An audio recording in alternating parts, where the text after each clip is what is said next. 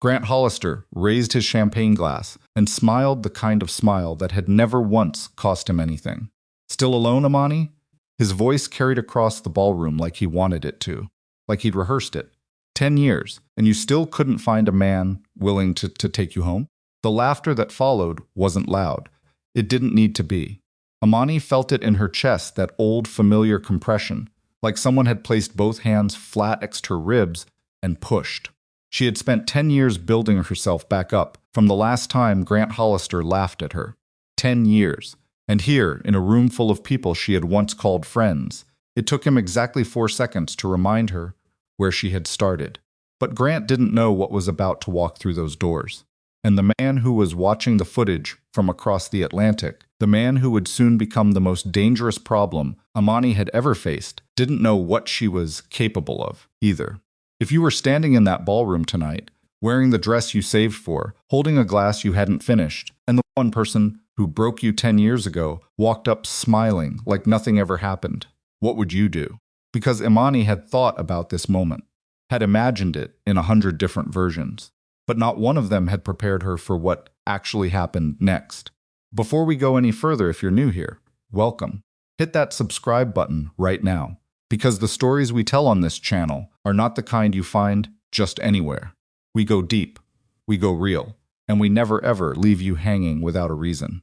Drop your city and country in the comments below. I want to see exactly how far this story travels. And if you want more stories like this one, smash that like button so the next one finds its way to you. Now let's go back to where it all began. Amani Belrose had a rule about reunions. She didn't go to them. Not because she was ashamed of her life, quite the opposite. She had built something real in Savannah, something she was proud of down to the calluses on her palms and the petrol green stain under her left thumbnail that no amount of scrubbing ever fully removed. Her floral studio, Belrose and Bloom, had been featured in 3 regional magazines and had dressed the interiors of 2 of the city's finest hotels for events that people talked about for months afterward. She had 11 employees, a waiting list, and a reputation that clients drove from Atlanta to secure. She was not hiding from anyone.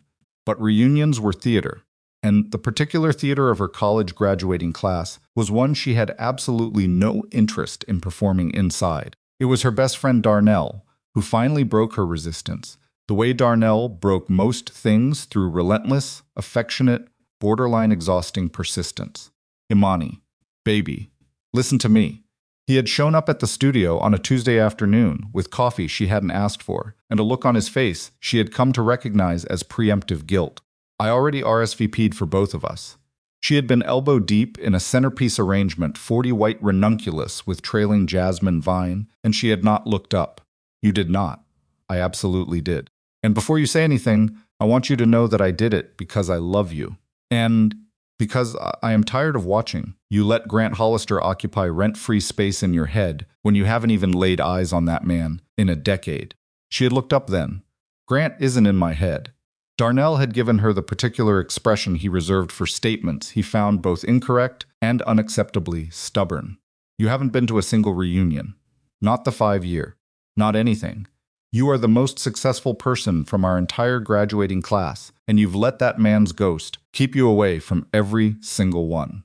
I'm not afraid of Grant, then prove it.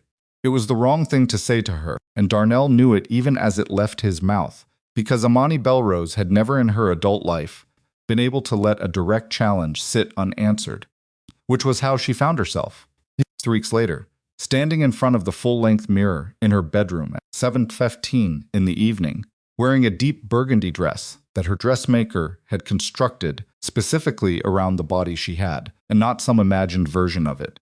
The fabric moved when she moved. It didn't apologize. She had chosen it on purpose. She stood in front of that mirror for longer than she intended, not because she doubted the dress, not even because she doubted herself. Not exactly. It was something older than doubt, something that lived below the level of thought, in the place where old humiliation waits patiently, knowing it only needs one unguarded moment. She heard Grant's voice the way she always heard it when she wasn't careful. Not the words. The laughter that came after them. She picked up her earrings, put them on, looked herself dead in the eye. You are not going there for him, she said aloud quietly. like a reminder and a warning both. You are going because you have nothing to hide. What she did not say, what she never said out loud, to Darnell or to anyone, was that she was also going because her husband had told her she should, not pushed her, not pressured her. Lucian didn't pressure people. He simply said, in the way he said things that tended to lodge somewhere between her breastbone and her spine, you have spent too long letting other people's stories about you feel more real than your own. Go let yourself take up space. She thought about that now, about the man-son who had said it, the man nobody in that ballroom tonight would believe existed. Amani had met Lucian Vescari on a Tuesday. This was the detail that always struck her as absurd in retrospect, not a dramatic Friday evening, not a charged Saturday night. A Tuesday in April, 11 in the morning, when she was irritable from a bad supplier call and still had dried floral foam on her forearms. He had come in looking for something specific, not flowers for a date, not a routine arrangement. He had walked in with a photograph on his phone, a particular variety of Ecuadorian rose, difficult to source, that he needed for a private memorial service. His mother's anniversary.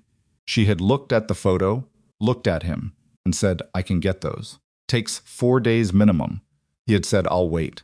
And then he had sat down on the small bench near the entrance, the one she put there for elderly clients who needed a moment off their feet, and he had waited while she made 3 phone calls, located a supplier who could ship within the window, and negotiated a price that made the whole thing actually workable.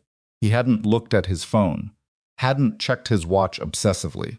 He had simply sat with the kind of stillness that Amani associated with people who had learned patience the hard way. When she finished, she gave him the timeline and the cost. He paid in cash without negotiating. Then he looked at the dried foam still on her forearm and said, You were in the middle of something when I came in. I'm always in the middle of something. I'm sorry for the interruption. And that was so completely not what wealthy men said to her that she had stood there for a full 2 seconds just looking at him. He came back 4 days later for the roses. He came back a week after that with no stated reason, only to ask whether she carried seasonal wildflowers. She did. He bought some. He came back again the week after that. By the 3rd return visit, Amani had quietly run his name through every available search she could manage on her own, which was more than most people realized, because Imani Belrose had always been the kind of woman who needed to understand the things she was dealing with before she let it get close. What she found about Lucian Vescari was simultaneously more than she expected and curiously incomplete. The legitimate surface was clear enough. Shipping and logistics. A family company expanded across 3 generations into something enormous. He appeared in the kinds of financial publications that she didn't normally read. He appeared at exactly 0 social events. There were no photographs of him with other women. There were almost no photographs of him at all. The parts of his life that didn't appear in any publication, those she wouldn't learn until much later. And by the time she understood fully what she had walked into, she was already too honest with herself to pretend she wasn't exactly where she wanted to be. They had been together for 14 months before he asked her to marry him. Not with a grand gesture, not with an audience. He had asked her at her own kitchen table on a Sunday morning over coffee that had already gone slightly cold, because they'd been talking for 2 hours and neither of them had noticed. I want to marry you, he said, like it was a decision he'd finished arriving at, and was now simply stating. She had put her cup down and looked at him for a long time. You know what you're asking. I know exactly what I'm asking. Your world, she said it carefully, because she had learned by then to be careful around the edges of certain subjects. The people in it. If they know about me, they won't. His voice was level but not cold. Not yet. Not until I know you're protected. And if I don't want to be hidden, he had met her eyes. Then we talk about that. Every step. Together. I am not asking you to disappear. I am asking you to be patient while I make sure nobody can use you to get to me. She had thought about it for 3 days. She had talked to no one. She had worked in her studio and thought and came back to the same place every time, which was that Lucian Vescari had never once asked her to be smaller. Quieter, less. He had never suggested she change how she looked or how much space she took up. He had never, not once, in 14 months, made her feel like she was a compromise. She said yes on a Wednesday. They married quietly. 2 witnesses. A courthouse in a city 2 states away. And then drove home in the same car. For 18 months, they had been exactly that. Married, hidden, wholly real to each other and invisible to everyone else. Amani had made her peace with it. Most days. The reunion was held at the Magnolia Grand, a hotel ballroom that Savannah had been dressing up and calling elegant since the 1960s.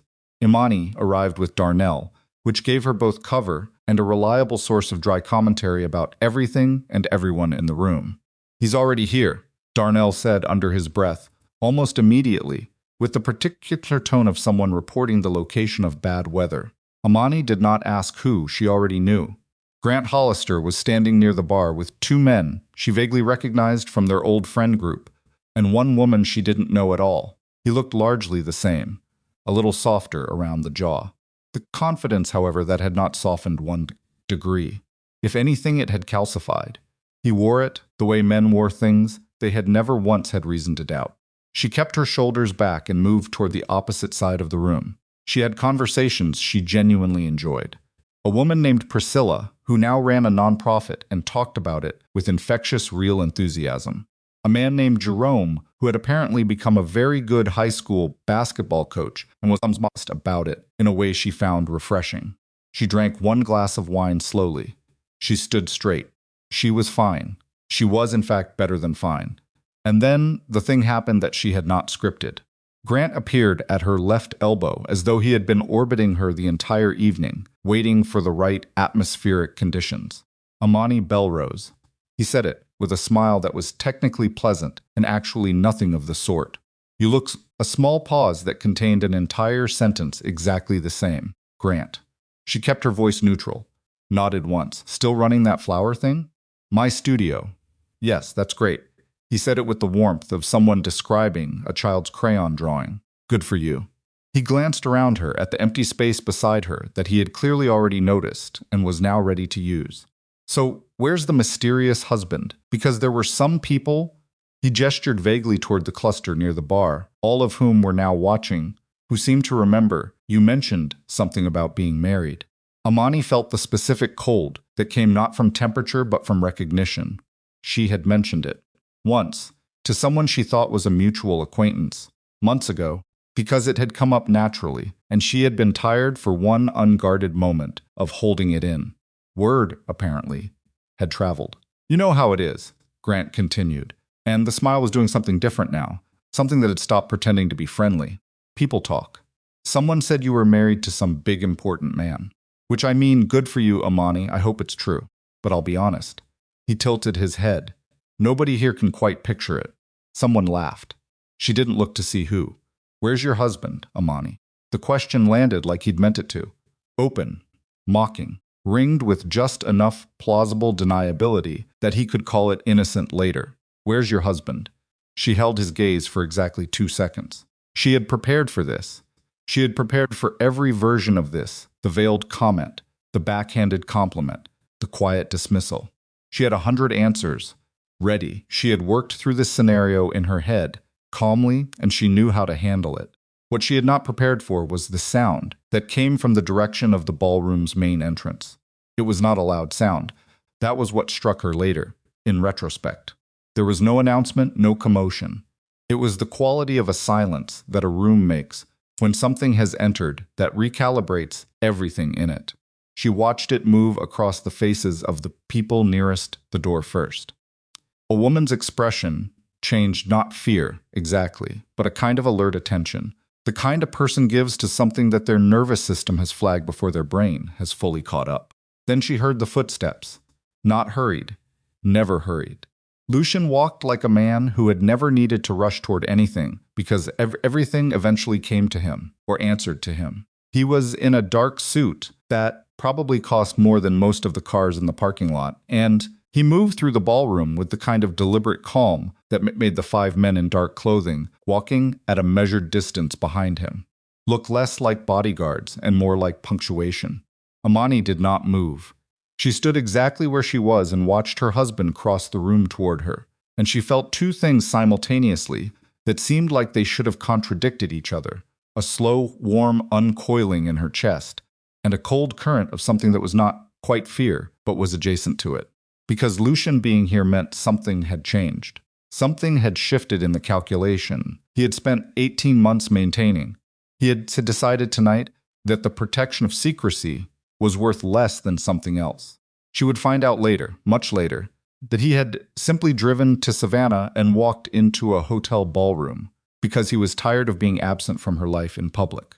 That there had been no strategic recalculation, no careful planning. He had missed her. He had wanted to stand next to her in a room. It was exactly that uncomplicated, and exactly that completely unlike him. And he would claim, straight-faced, that it was still a rational decision, because he had accounted for the security variables. She did not entirely believe him, but that was a later conversation. Right now, Lucian was 3 feet away, and Grant Hollister had gone completely still. Lucian's eyes went to Grant first a brief, measuring assessment of the kind that took in everything and revealed nothing, and then to Imani, and there they softened in a way that only she would have caught, because it was subtle, and it was private, and it was for her alone. He stepped beside her. His hand settled at the small of her back, warm and steady. He leaned in and pressed his lips briefly to her temple. Then he straightened and looked at Grant Hollister. So, "You wanted to meet her husband," he said it quietly. He did not raise his voice. He did not need to. The room had already gone quiet enough that every word carried without effort. He reached into his jacket pocket and retrieved a simple gold band and slid it onto his left ring finger. He never looked away from Grant. "I'm right here."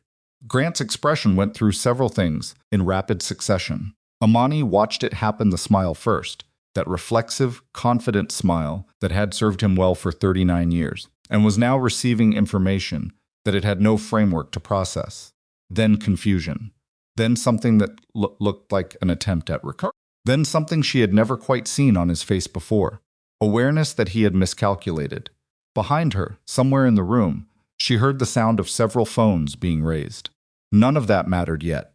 What mattered was that Lucian was standing next to her in a room full of people who had laughed, or had sat silently while others laughed, at the suggestion that a man of any real power or worth would choose her.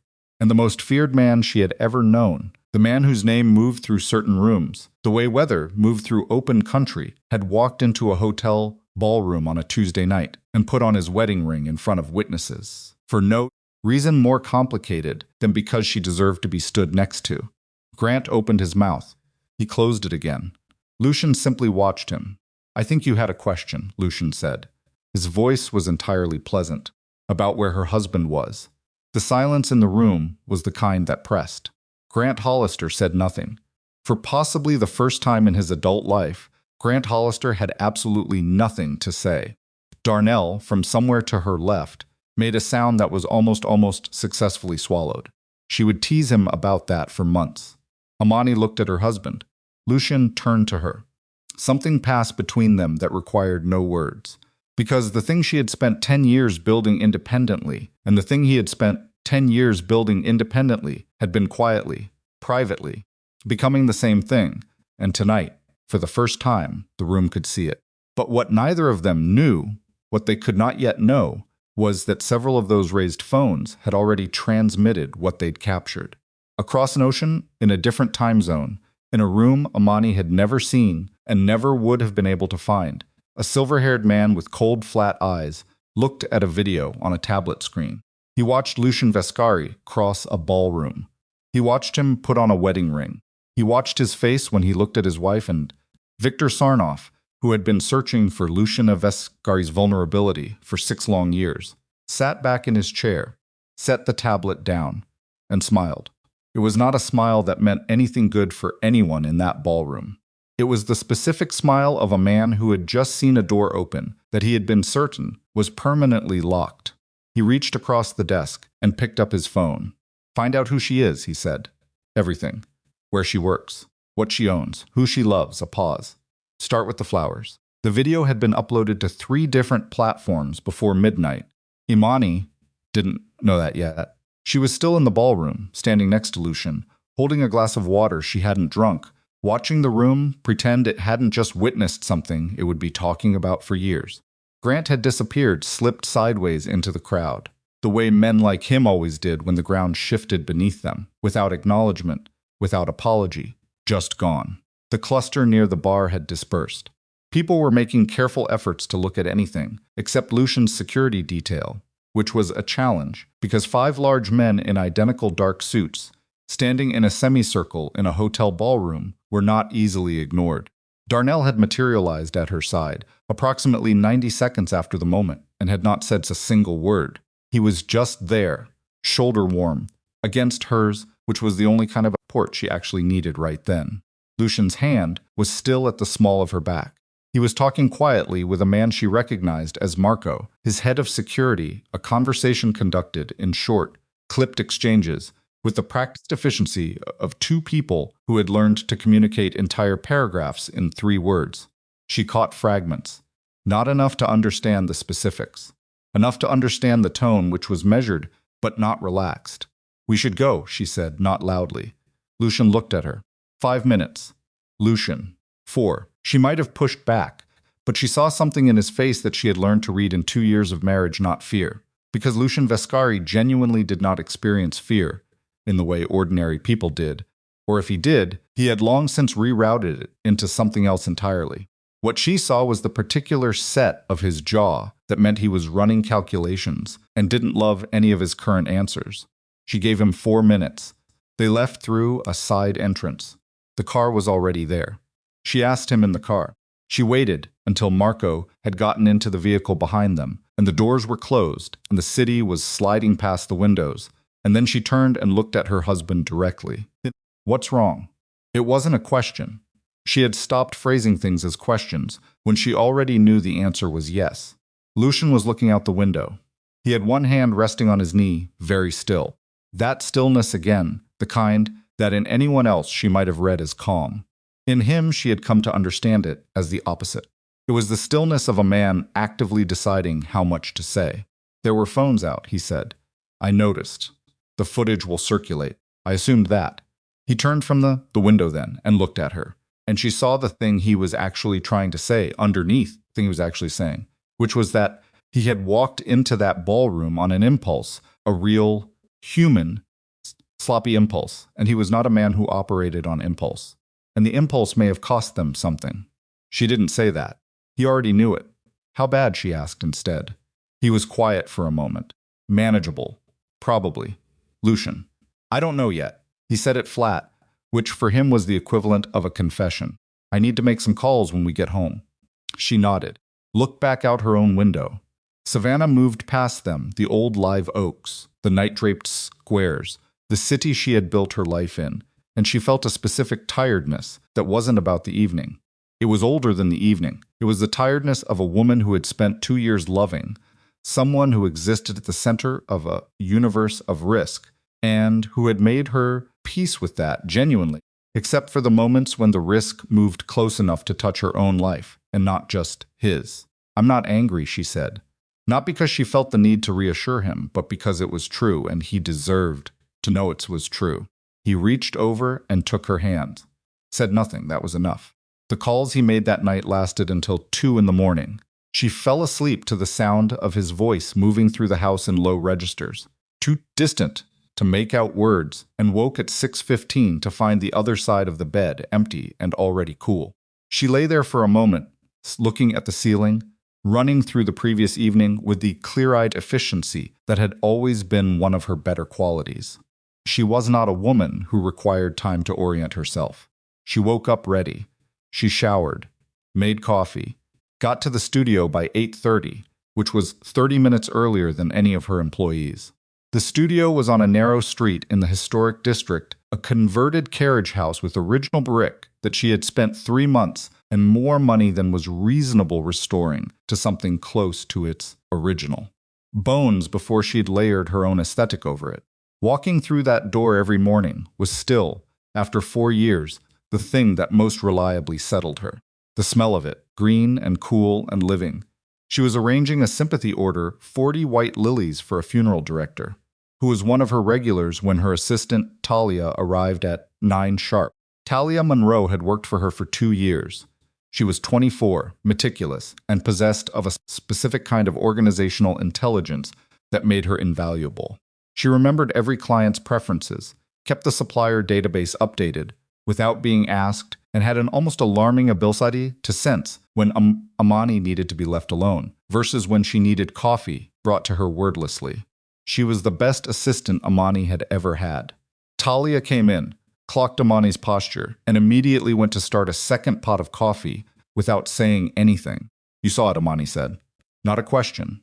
Talia paused with her hand on the coffee machine. It was hard to miss. A beat. "You okay?" "Fine." Amani stripped the lower leaves off a lily stem with practiced precision. "How many texts did you get about it?" 7. "Before I turned my phone over." "Right." She set the stem down. Picked up another. "What were people saying?" Talia turned to look at her. She was choosing her words in the careful way that people chose words when they were trying to be honest without being brutal. Mostly shock. Some people were a pause, not entirely kind about it. Speculating about whether he's real? Partly. Partly meaning there was another part. Talia looked at the counter. Some people were saying he looked. She stopped again. "Talia, just say it." "Dangerous," she said it quietly. People were saying he looked dangerous. Amani was quiet for a moment. She kept working. "He is dangerous," she said finally. "That's not incorrect." Talia didn't respond to that, which was the right instinct. The morning moved forward in the way mornings at Belle Rose and Bloom always did, with a specific productive rhythm that Amani had built carefully over years, calibrated to the kind of work that required both precision and a certain quality of attention that couldn't be rushed. Orders were completed and dispatched.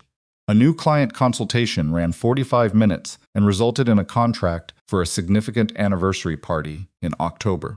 2 supply deliveries came through, one from her primary wholesaler, one from a smaller regional grower she used for specialty items. It was ordinary. Completely, blessedly ordinary. She had almost stopped bracing for something when Lucian called at noon. "I need you to listen to me carefully," he said, and the way he said it not urgently, but with a particular deliberate clarity, made her set down what she was holding. "I'm listening. The footage has been seen by someone I've been concerned about for some time. We don't have confirmation yet, but there are indications that he's taking an interest in your studio." She held the phone very still. "Who?" "His name is Viktor Sarnoff. He operates primarily out of Eastern Europe but has infrastructure here. He's been a problem in my industry for several years." "What kind of interest?" "Surveillance, we think. Preliminary. Marco's team is working on confirming specifics." A beat. "I want to add security at the studio." Discreetly. She heard everything he was saying. She also heard everything he wasn't saying, which was that he was scared not for himself, which would have been manageable, but for her, which was the kind of fear that made men like Lucian Vescari do things that weren't always rational. "How discreet?" she asked. "You won't see them, Lucian. I own the building. I'll notice 2 men in dark suits standing outside my carriage house." "They won't be in suits," she exhaled. Okay. I said okay. I trust your judgment on the security piece. But I want information. Real information. Not the edited version where you decide what I can handle." A pause that was 2 seconds long. For Lucian, that was a significant pause. "Agreed. Everything you know about Sarnoff. Tonight." "Tonight," he confirmed. She hung up, stood in the back room of her studio with the smell of fresh greenery around her, and the sound of Talia moving efficiently in the front, and thought, so it's starting. Whatever it is, it's starting. She had known, in some part of herself she'd never fully examined, that the protected quiet of the last 18 months wasn't permanent. She had known that the shape of Lucian's life made permanence a kind of lie. She had made her peace with that. What she hadn't known, what she was only now beginning to calculate, was that she wasn't going to wait for whatever Sarnoff was planning to arrive at her door. That wasn't how she was built. She had spent 10 years building something out of nothing, and she had done it by moving toward problems, not away from them. She went back to work. But her eyes from that point on kept returning to the delivery log on her tablet.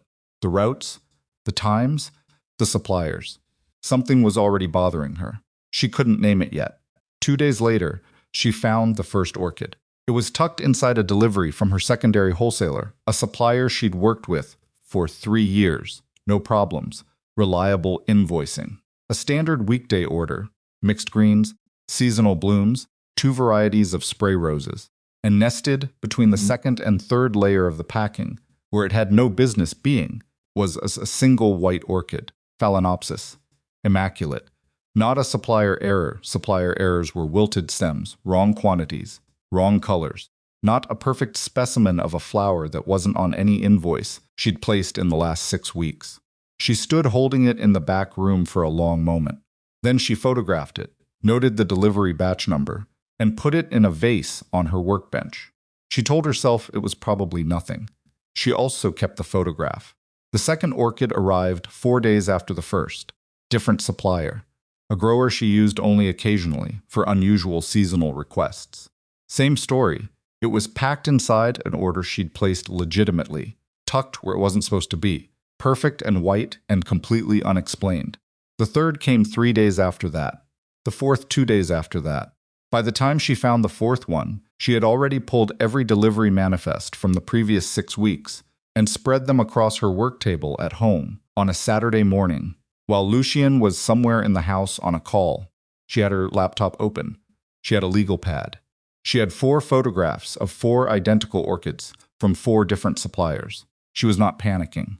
Panic, in Amani's experience, was a luxury that required you to stop thinking, and she had no intention of stopping thinking. She was cross-referencing routes. 3 of the 4 deliveries had come through the same regional distribution hub. Different suppliers, different invoices, different drivers, but the same intermediate hub, a logistics center 20 minutes outside the city that she'd never had occasion to think about before because it was simply the invisible infrastructure between growers and her loading dock. She circled it on her legal pad. Then she started pulling the driver records, which took more effort than the routes. Because the driver information wasn't centralized in any system she owned, she had to request it, indirectly, from the delivery services, which she did under the pretext of a billing discrepancy investigation. This was something she had invented on the spot, and which worked because she had a meticulous paper trail and the kind of business-like confidence that made people assume she had excellent reasons for her questions. It took 2 days.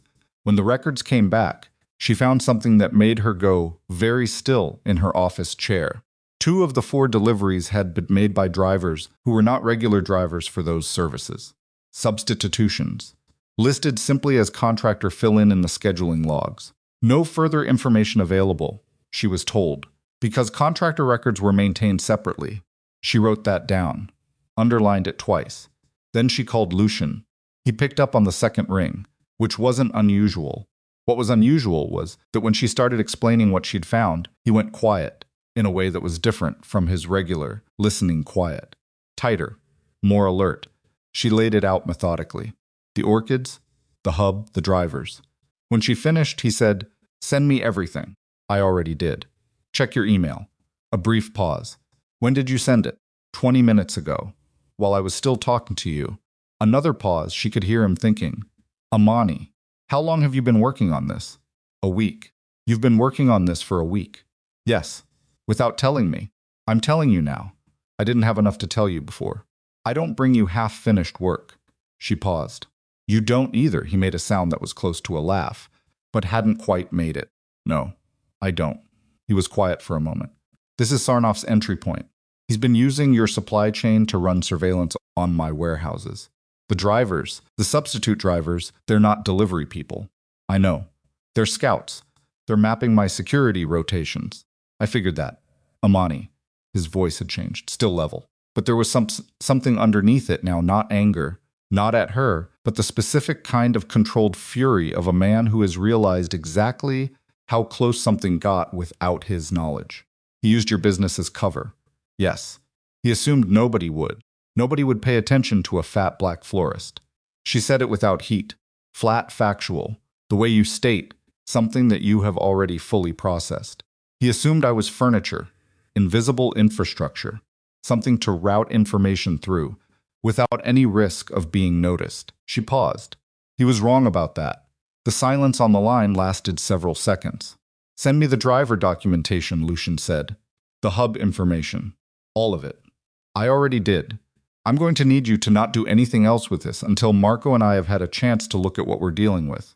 She almost said something. She stopped herself because she recognized that this was a reasonable request and that she could honor it for at least 48 hours, probably 72, before the urge to keep pulling at threads became impossible to contain. 48 hours, she said. Imani, 48 hours, and then we talk about next steps. Together. Not you briefing me on what you've decided. Together. He knew her well enough not to push it. Together, he said. The 48 hours were the longest she could remember in recent history, and she had endured some long stretches. She went to work. She managed her studio.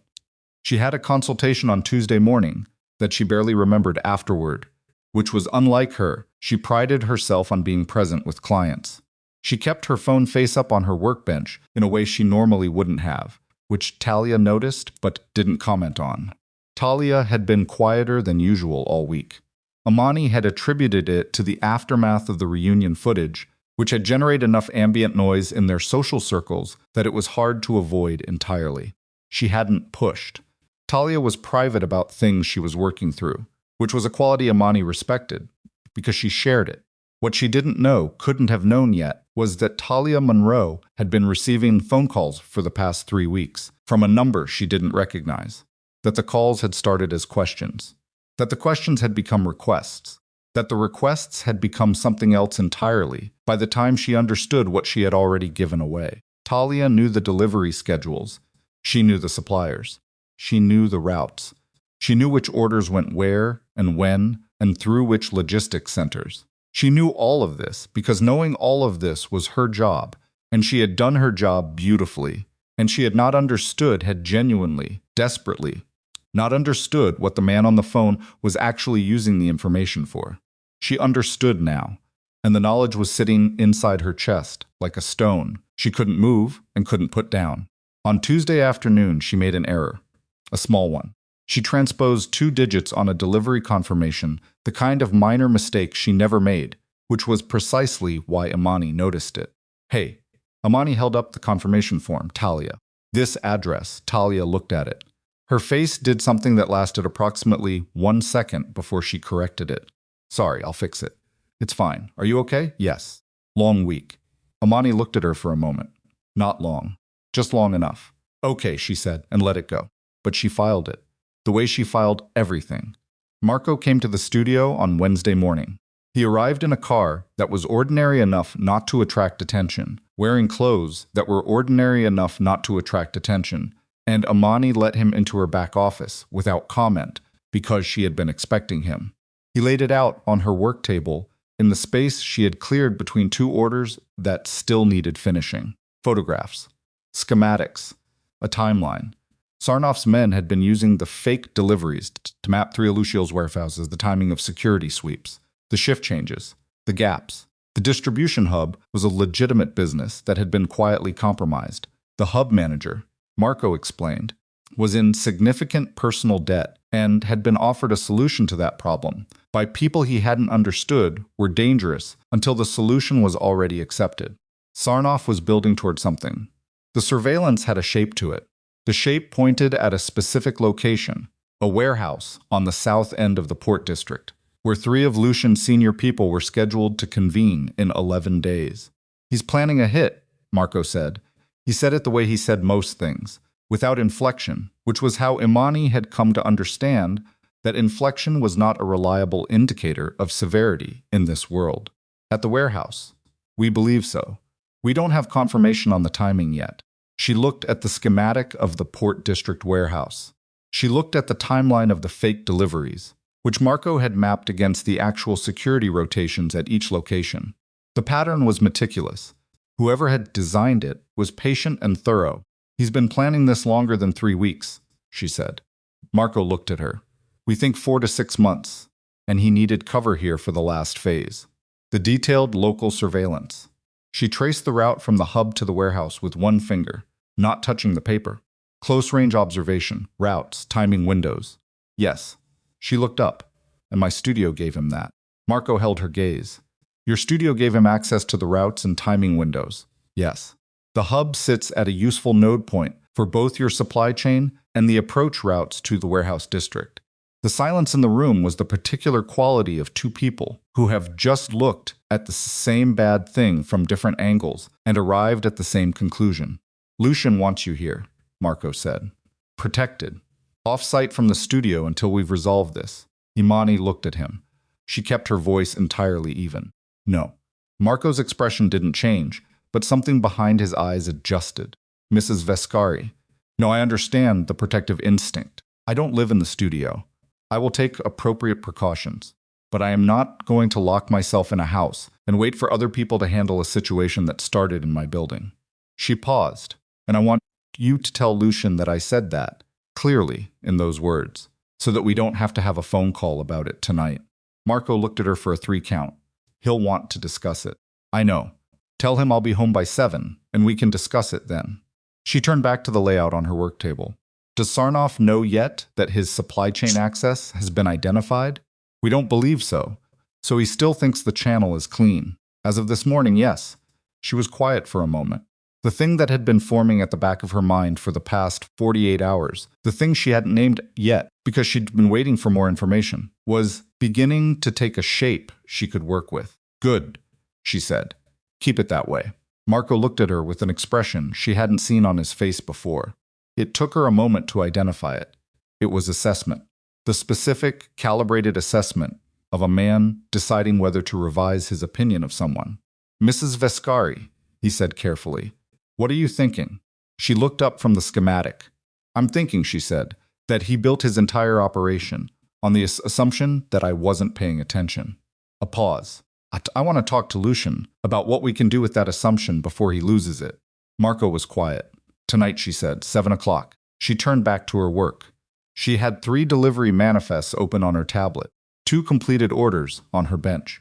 An afternoon that needed to be gotten through with complete professional normalcy, because the channel had to stay clean, which meant the studio had to look exactly like what Sarnoff's people believed it was a florist who noticed nothing and suspected no one.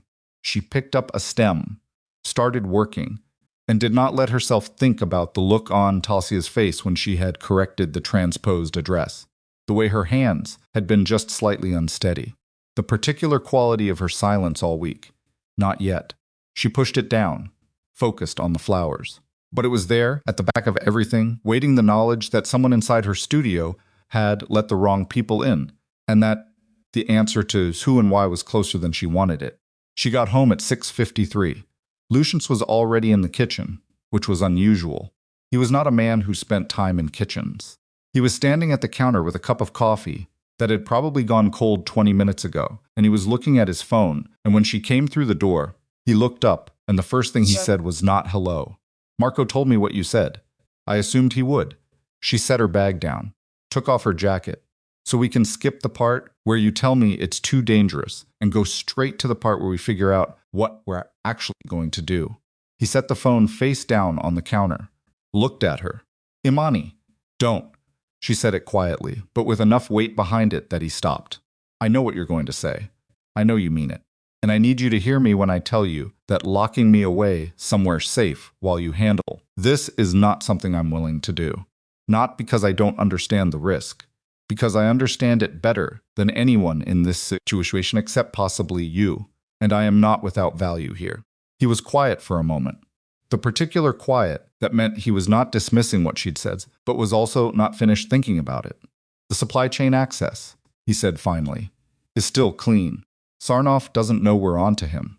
For now. For now is enough to work with. She moved to the counter, stood across from him. You know what I have that you don't? He looked at her. I know that business down to the millimeter. Every supplier, every driver, every route, every timing window he's been using as cover. I built the system he exploited, which means I know exactly where the gaps are, and I know how to move things inside it in ways that will look completely natural from the outside. She paused. You can't replicate that with Marco's people. They'd have to learn the whole infrastructure from scratch, and any change in how the studio operates would be visible. Sarnoff is watching. He'd know. Lucian said nothing. I'm not asking to be in the field, she said. I'm asking to stay in my own studio, doing my own work, while we figure out how to use what he thinks he knows about me against him. The silence in the kitchen was the kind that had texture.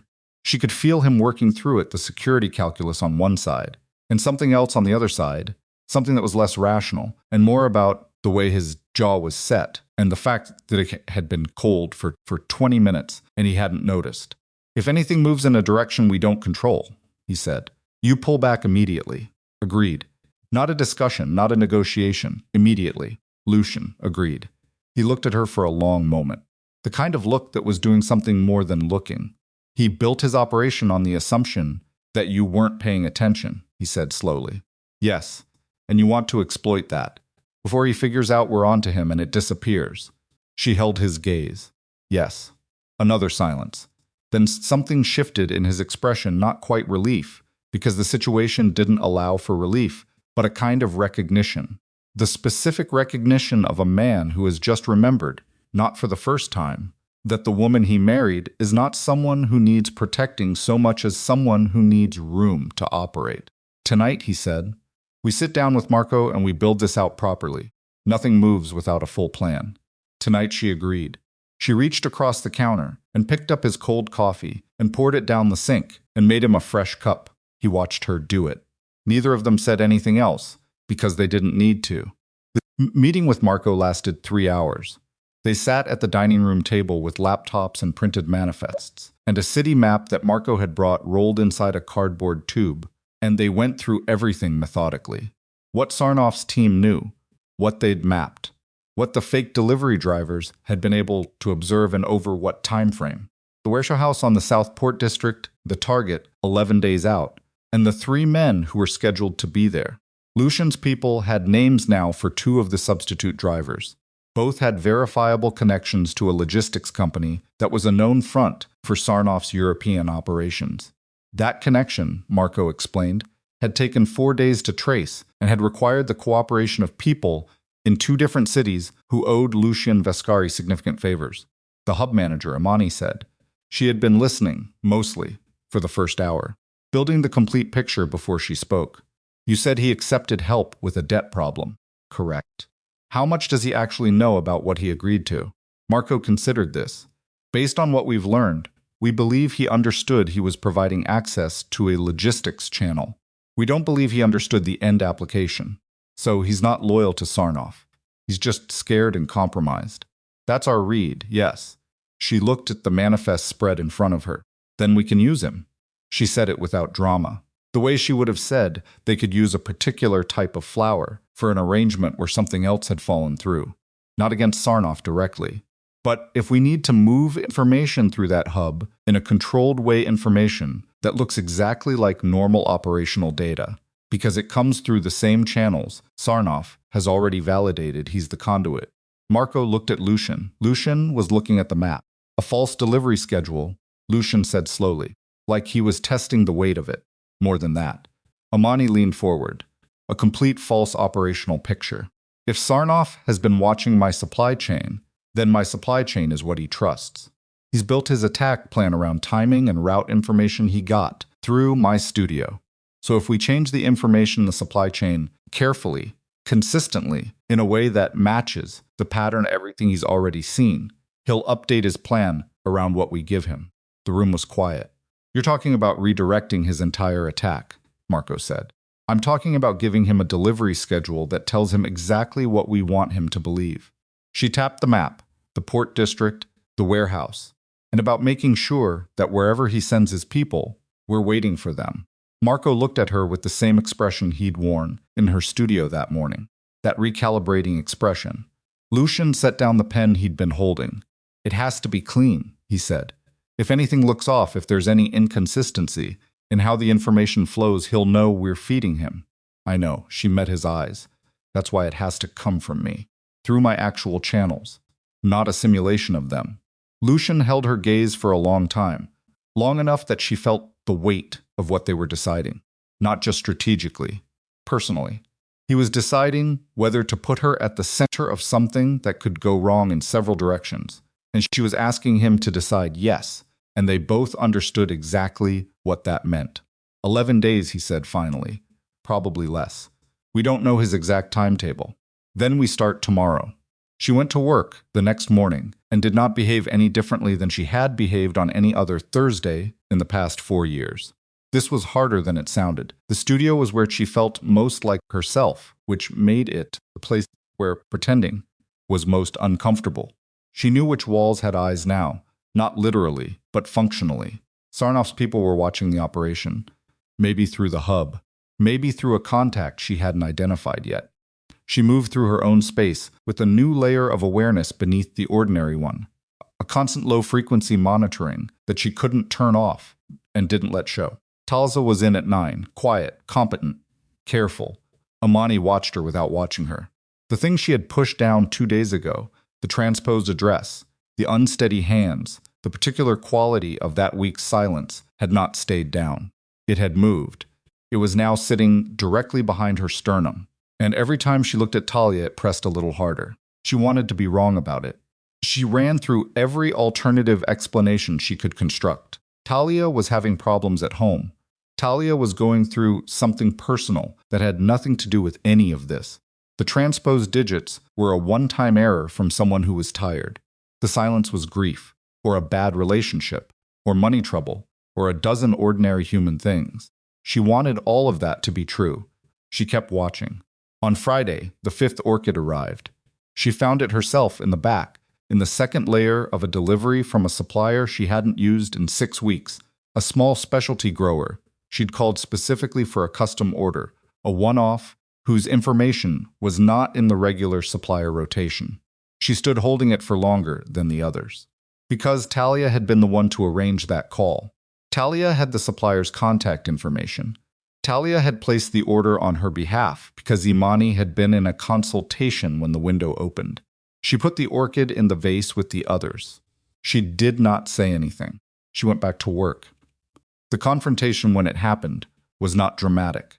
Imani had not planned it for any particular moment. She had been waiting not for evidence. She had enough of that, but for the right conditions. For a moment when she and Talia were alone in the back of the studio, with no clients, no deliveries coming in, no reason for anyone to be performing anything for anyone. That moment came on Saturday afternoon. Talia was finishing an invoice. Imani was at the workbench behind her, not working, just standing with her hands flat on the table and her eyes on the back of Talia's head. "Tell me about the orchid," she said. Talia's hands stopped moving. The silence lasted 4 seconds. Imani counted them. Then Talia turned around, and the look on her face, not shock, not offense, not the wide-eyed confusion someone who has no idea what they're being asked, was the look of someone who had been waiting for this and had been dreading it and was now, in some small terrible way, almost relieved that the waiting was over. "Imano." She said it the same way she'd said it to Lucian, quietly, with weight. "Don't start with my name, start with the truth." Talia's mouth opened, closed. She looked down at the invoice in her hands, like it might offer her something useful, then set it on the desk, like she'd realized it wouldn't. "There was a man," she started. "There's always a man." Imani's voice was flat. "What man? He called me. About a month ago." He said. She stopped, pressed her lips together. He said he knew about Marcus. Imani waited. "My brother." Talia looked up. Her eyes were wet, which Imani registered, and did not soften toward. "Not yet. He owed money to some people. A lot of money. Gambling. And this man, he said he could make the debt go away. And he said nobody would get hurt. And he said all he needed was information." Imani said it for her, level, precise. "Delivery schedules. Supplier contacts. Route timing." Talia's chin dropped. A small nod. He said it was for a business competition thing. Her voice was thin, like someone trying to understand market logistics. "I know how that sounds. I know." She looked up again, and now the tears were actually moving, which Imani observed from a place that felt very far away. "I didn't know what it was actually for. I swear to you I didn't know." "Did you know it was connected to my husband?" A pause. Not at first, almost a whisper. But eventually, Talia closed her eyes. "I saw the footage from the reunion. And then she stopped, opened her eyes. I started to understand that maybe the man who called wasn't." "When?" Imani's voice had not risen. It had done the opposite. "When did you understand?" 10 days ago. 10 days. Imani felt something move through her that was not anger, not exactly. It was older and colder than anger. It was the specific feeling of realizing that the violation had been happening under her hands, in her space, in the thing she had built with a decade of her life. And she had been the last to know. "And in the 10 days since you understood," she said, "you said nothing." Talia's hands were shaking. Not performing. Actually shaking. "I was scared. If I told you and he found out I told you, then Marcus." "Marcus." Imani said the name once. Flat. Your brother's gambling debt. She looked at Talia for a long moment, long enough to feel the full weight of it. My business was used to help plan a murder of people who work for my husband, and you stayed quiet for 10 days to protect a gambling debt. The words landed exactly as hard as she'd intended them to. Talia made a sound that wasn't quite a word. Amani walked to the door of the back room and opened it and stood next to it. Go home, she said. I'll be in touch about your final check. Imani, please. Talia. She said the name quietly without cruelty, but with a finality that didn't have any give in it. Go home. Talia gathered her things with shaking hands. She didn't try to say anything else, which was the right instinct. At the door she stopped once and looked back. I'm sorry, she said. I know it doesn't, Imani said. But I heard you say it. The door closed. Imani stood in the empty back room for approximately 90 seconds. She was aware of her own breathing. The fact that her hands were completely steady, which surprised her in a distant clinical way. The orchids in their vase on the workbench, 5 of them, white and perfect, which she had been looking at all week, and which now looked different, not threatening. Something else. Evidence she had gathered herself, from a channel that nobody had expected her to understand. She picked up her phone and called Lucian. He answered on the first ring. What's wrong? Nothing's wrong. She looked at the orchids. I know how they got in. I know who let them in. She paused. And I know how deep the access goes. A silence. Tell me, she told him. All of it. Talia, Marcus. The timeline. The 10 days of silence. She said it methodically, without editorializing, the way she would have reported supply discrepancies, because it was a supply discrepancy. In a way, only the thing that had been compromised was trust, and the loss was harder to put a number on. When she finished, Lucian was quiet for a moment. The information Talia gave them, he said. We need to know exactly what she provided. I'll pull her access logs. Everything she touched in the supplier system. Every communication through the studio account. I have admin access to all of it. Tonight. I'm starting now. Another pause. Longer this time. Amani. I'm fine, she said. And then, because he deserved more than that, I'm hurt. It's Talia.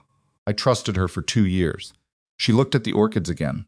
But I'm not going to fall apart about it. I know you're not. I just need you to know it's not nothing. I know it's not nothing. She exhaled. Okay, I'll have the access logs by tonight. I'll be home by 8. She hung up. Sat down at the desk Talia had just vacated.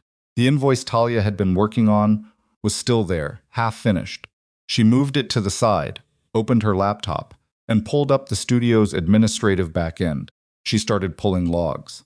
What the logs showed took 2 hours to fully map, and the picture they assembled was more extensive than she had hoped and less catastrophic than she had feared, which was a very narrow band of acceptable outcomes. But it was something.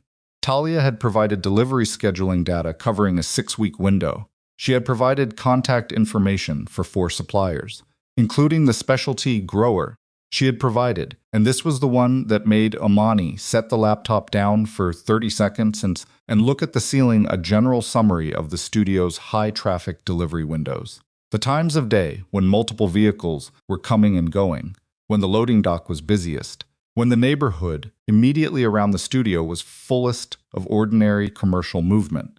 Because that was the neighborhood, she understood now, looking at the map on her phone, that sat adjacent to the route approach for the Port District warehouse. The flower studio traffic had been noise cover, a reason for vehicles to be moving in an area that would otherwise have looked out of place for the kind of reconnaissance Sarnoff's people were running. Her studio hadn't just provided information, it had provided camouflage. She sat with that for a moment. Then she kept working. Lucian got home at 7:45. Marco was with him, which she had expected. She had the logs printed and organized on the dining room table by the time they came through the door. They went through it together. The 3 of them, the same dining room table, the same city map. But the mood was different from 2 nights ago. 2 nights ago had been strategic. Tonight had an edge to it, not panic. This group of people did not panic, but a faucet urgency that came from the knowledge that the timeline had changed. Because buried in the access logs, in the communication records from the studio's main account, was something that shifted everything. 3 days ago, before Amani had confronted Talia, before Talia knew the jig was up, someone had contacted the studio account asking about a delivery window change. The query was framed as a routine scheduling adjustment, the kind of thing that happened regularly in the floral business when events shifted dates. Talia had responded with the updated window. The updated window corresponded to a date 7 days from now, not 11. 7. He moved the timeline, Marco said. He moved the timeline, Lucian confirmed. His voice was very level. Amani looked at the date. 7 days. Which meant the false information operation they had planned, the careful, methodical work of feeding Sarnoff a redirected schedule through controlled channels, had lost 4 days of runway. Can we still do it in 7 days, she asked. Marco looked at Lucian. Lucian looked at the map. We can do it in 7 days, he said. If we start tomorrow and nothing goes wrong. Define nothing goes wrong. The hub manager cooperates. The substitute channel reads as authentic. Sarnoff doesn't independently verify through a source we don't know about. He paused. And Talia doesn't contact anyone before we can contain the situation. The room went quiet. Amani had not thought about Talia making contact. Not because she was naive, she wasn't, but because she had been focused on the logs, on the timeline, on the mechanics of the situation. The human variable had briefly become a blind spot. Where is she now? Marco asked. I sent her home 4 hours ago. Has she been in contact with anyone since? Amani pulled out her phone. She had an administrative access to the studio communications system that included the employee messaging platform. She checked it. Talia's account showed no outgoing messages since she had left at 3:15. Not through the studio system. Her personal phone is a different matter, Marco said. Lucian was already looking at him. Something passed between them. Do we have a problem? Marco's jaw moved, a small, controlled movement. We may need to move faster than tomorrow. The word moved sat in the room like a weight. Amani looked at both of them. She understood what moved faster might mean in their world. She also understood, with a clarity that felt like cold water, that she was now inside the machinery of something that operated by rules she had known about in the abstract for 2 years, but was encountering at this proximity for the first time. She's scared, Amani said. She has a brother she was trying to protect. She made a terrible choice, but she is not a bad person, and she is not loyal to Sarnoff. She didn't even know who Sarnoff was. That doesn't change the risk I know what it doesn't change. Her voice was even. She held Marco's gaze. I'm asking what it does change. She turned to Lucian. She can be a resource. She knows what information she passed. She knows the contact method. If we bring her in properly, if she understands what the stakes actually are, and that cooperating is the only version of this, where her brother is safe, she has reason to help us. Loyal is not what we need. Scared and self-interested and pointing in the right direction is enough. Marco was looking at her again with that expression. Lucian was thinking. She could see him thinking. It was a specific quality of stillness. Marcus's debt, Lucian said. If it goes away, Amani said, she has no reason to protect the people who threatened him with it, and every reason to cooperate. Can we make the debt go away? She addressed this directly to Lucian, because in this room he was the only one who had the capacity to answer it. A pause. Yes, he said, then we call her tonight, before she calls anyone else. Amani picked up her phone. I'll make the call. She'll receive it better from me. Lucian looked at her. What are you going to say to her? Amani thought about Talia's face when she'd closed the door.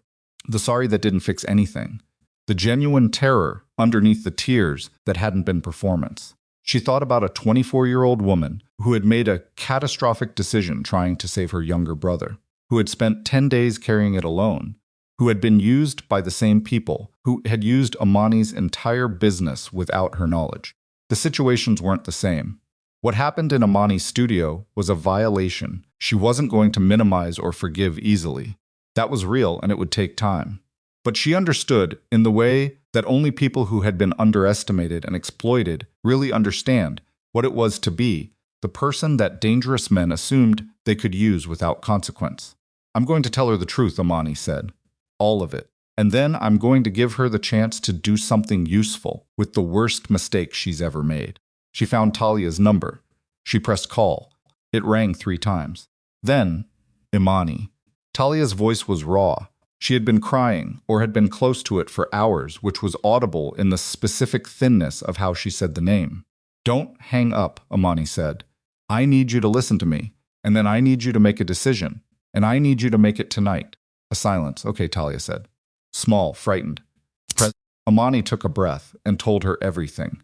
It took 40 minutes. By the end of it, Talia was crying openly and not trying to hide it, and Amani was standing at the kitchen window looking out at the dark yard and feeling the full weight of how much had changed in the span of 1 week. They were going to kill people, Talia said. It wasn't a question. She said it like someone saying it aloud, because she needed to hear it in her own voice to make it real. Yes, and you didn't know, Amani said it clearly. Not to comfort her, but because it was true, and accuracy mattered. You made a decision without knowing. That's not the same thing as knowing. It feels the same, it won't always. She paused. Right now I need to know. Can you tell me exactly what you gave them, and exactly how the contact was made, and whether there's anything else they asked you that you haven't told me yet? A long silence. There's one more thing, Talia said. Imani closed her eyes briefly, opened them. Tell me. They asked about a schedule 3 weeks from now. Not the one in 7 days. A different one. A meeting somewhere. I don't have that information. I didn't know what they were talking about. But they asked and I told them I didn't know. And they said, she stopped. What did they say? They said they'd be in touch. That they'd need me to find it. The cold moved through Amani slowly, from her chest outward. Sarnoff wasn't just planning one operation. The Port District warehouse was a move, but it wasn't the endgame. She kept her voice steady. Okay, I need you to come in tomorrow, early, before anyone else arrives. You want me to come back? I need what you know, he said. Whether I want you back is a separate conversation that we'll have after all of this is over. She didn't say it cruelly. She said it, the way she said most true things, directly, without softening it into something it wasn't. She hung up, turned around. Lucian was standing in the kitchen doorway watching her. There's a second operation, she said. His face did not change. I know, he said. She stared at him, Marco picked it up this afternoon. We were going to go through it after the log review. He paused. I was going to tell you tonight. You were going to tell me. She said it back to him, not loudly, but with a specific precision. Tonight, after you'd already had it for the afternoon. Yes. The room between them held something charged. Lucian. She said his name once. Then she walked past him, to the dining room table, to the map, to the logs, to everything spread out across the surface that they had been working through together. And she stood there, with her hands flat on the table, and her back to him, and she breathed for a moment. Then she turned around. If this is going to work, she said, and I mean the plan for Sarnoff, and I mean us, and I mean all of it, then no more of that. No more deciding what I get when. You tell me everything. At the same time you know it, and you trust me to handle it. He looked at her. Really looked at her. That's what I'm asking, she said. That's the only version of this I can do. The silence lasted 4 seconds. Agreed, he said. She turned back to the map. Then show me the second operation, she said. And let's figure out how we bury both of them. The map was wrong. Not the city map. The one in Amani's head, the one she had spent 3 days building out of logistics data and access logs.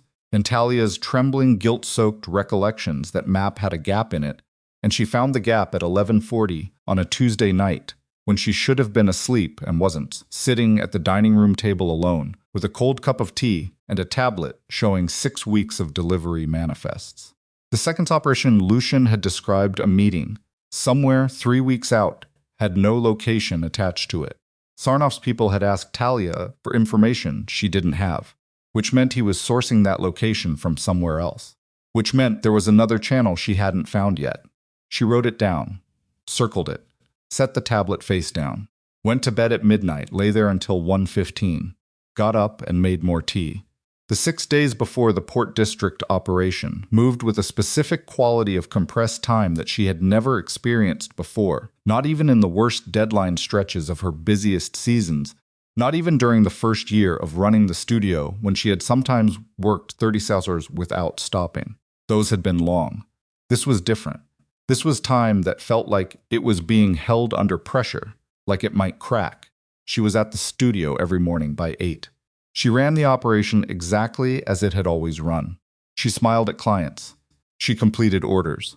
She managed her remaining staff, 2 full-time, 1 part-time, all of whom had been told only that Talia had resigned for personal reasons, with the competence and steadiness they expected from her.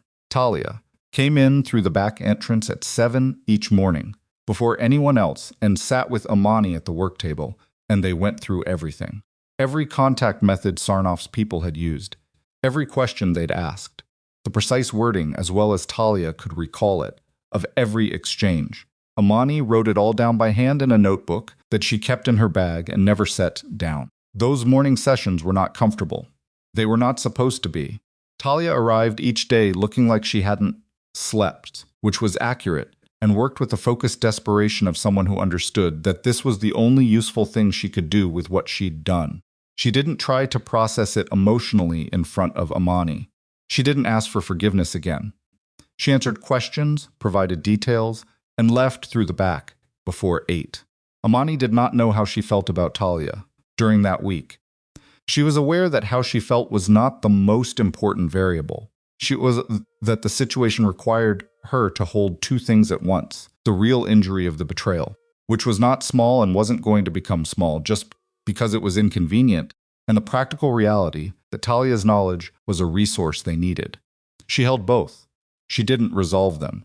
Some things didn't resolve on a timeline that suited you. Marco had contacted the hub manager on day 2. The conversation, Marco reported, had lasted 20 minutes and had required 3 separate demonstrations of how thoroughly Lucian's organization understood the details of the man's financial situation and its origins. The hub manager had cooperated fully after the 3rd demonstration. He was now, in Marco's careful phrase, a managed variable. The false delivery schedule was built over 3 days. Amani constructed it personally. She used the actual studio scheduling system, made the entries look like routine adjustments, the kind of micro-level changes that happened constantly in her business, spread across multiple suppliers, logged with timestamps that matched normal operating patterns. Nothing about it looked manufactured. That was the point. It could only look authentic because she was the one building it inside her own system, using her own knowledge of how the legitimate version would look. The false schedule told a specific story: a significant cargo transfer at a secondary warehouse on the east side of the port district, an entirely different location from the one Sarnoff's people had been watching on the evening of day 7. The real meeting, Lucian's 3 senior men, had been quietly relocated and rescheduled through channels that Sarnoff had never touched. The false schedule moved through the hub on day 4. They waited. Day 5, 2 in the morning, Lucian's phone went off. She woke to the sound of him talking in the hallway, that low-clipped register. That meant it was real and not routine. She sat up, listened, couldn't make out words. He came back in after 6 minutes and sat on the edge of the bed and put his hand on the lamp but didn't turn it on. The schedule hit their system, he said. Marco's contact confirmed it. Sarnoff's people accessed the hub records 8 hours after we pushed the false data. She exhaled slowly. He took it. He took it. She sat in the dark for a moment, absorbing that. The trap was set. Sarnoff had looked at the bait she had constructed and had swallowed it whole because it came through the channel he trusted, dressed in the language of her business, carrying the texture and timing of legitimate operational data. "Now we wait," she said. "Now we wait," Lucian confirmed. He turned the lamp on then. Low. He looked tired in a way she didn't often see, not exhausted, not defeated, but carrying something. She recognized it. She was carrying it too. "The second operation," she said. "We're still working on the location. Do you have anything?" He looked at the far wall. "A building, we think. Cross-referenced from 3 separate intelligence threads. We're not certain. When will you be certain?" "Maybe never." He said it flatly. "That's the honest answer." She nodded. "Lay back down." He turned the lamp off. "We deal with day 7 first," she said to the ceiling. "Yes. And then the second one. Yes." She closed her eyes. Sleep didn't come for a while. When it did, it was shallow, and she kept surfacing from it, aware of Lucian, breathing next to her, aware of the house around them, aware of the city beyond it, aware somewhere under all of it, of a silver-haired man she had never met who was moving pieces toward a board that she and Lucian were trying to reconfigure before he reached it. She woke at 5:15 and got up and made coffee and went over the schedule one more time. It looked right. It was going to have to be enough. Day 7 arrived with a specific quality of normalcy that felt almost insulting. Savannah was warm. The sky was pale blue and cloudless, and the live oaks were doing the particular thing they did in late afternoon light, where they looked like they'd been painted rather than grown. Amani was at the studio until 4. She completed 2 orders. She talked to a client about a November wedding. She answered 3 emails. At 4:15, Marco arrived, Rev, and drove her to a building 12 blocks from the Port District Office. The solutions and used for operations that required a command point, which Amani understood was a delicate way of saying it was a place from which things could be coordinated without being visible. The building was unremarkable from the outside. Inside, the 3rd floor had been converted into something that looked like a cross between a security operations room, EK, and a very organized basement. Screens on 2 walls, a bank of radio equipment, 4 people she didn't know sitting at stations, and Lucian standing in the center of it all, with his jacket off, and his sleeves rolled to the elbows. He looked at her when she came in. He said nothing. She said nothing. She crossed the room and stood next to him, and looked at the screens. The secondary port warehouse was on the leftmost screen, a live feed from a surveillance camera mounted on a building across the street. The warehouse was dark. Correct, nothing was supposed to be there. The false schedule had told Sarnoff's people that the cargo transfer would begin at 9 p.m. It was currently 4:45. How many teams does he typically deploy? She asked Marco, who was to her right. For an operation this size, we estimate 3.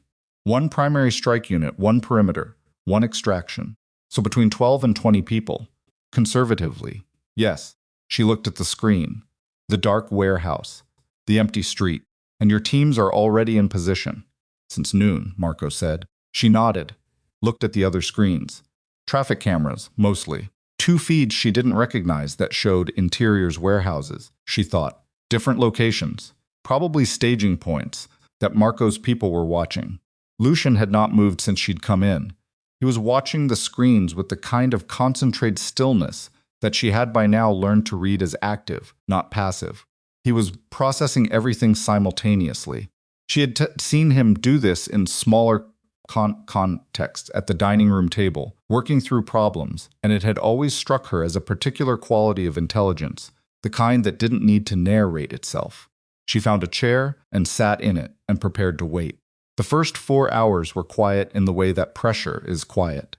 Nothing on the screens changed in any dramatic way. Traffic moved. The warehouse stayed dark. Marco took 2 calls, both brief, both conducted in a shorthand. She was learning to partially decode locations and numbers and single words that carried operational weight. Lucian moved around the room. He checked in with the people at the stations.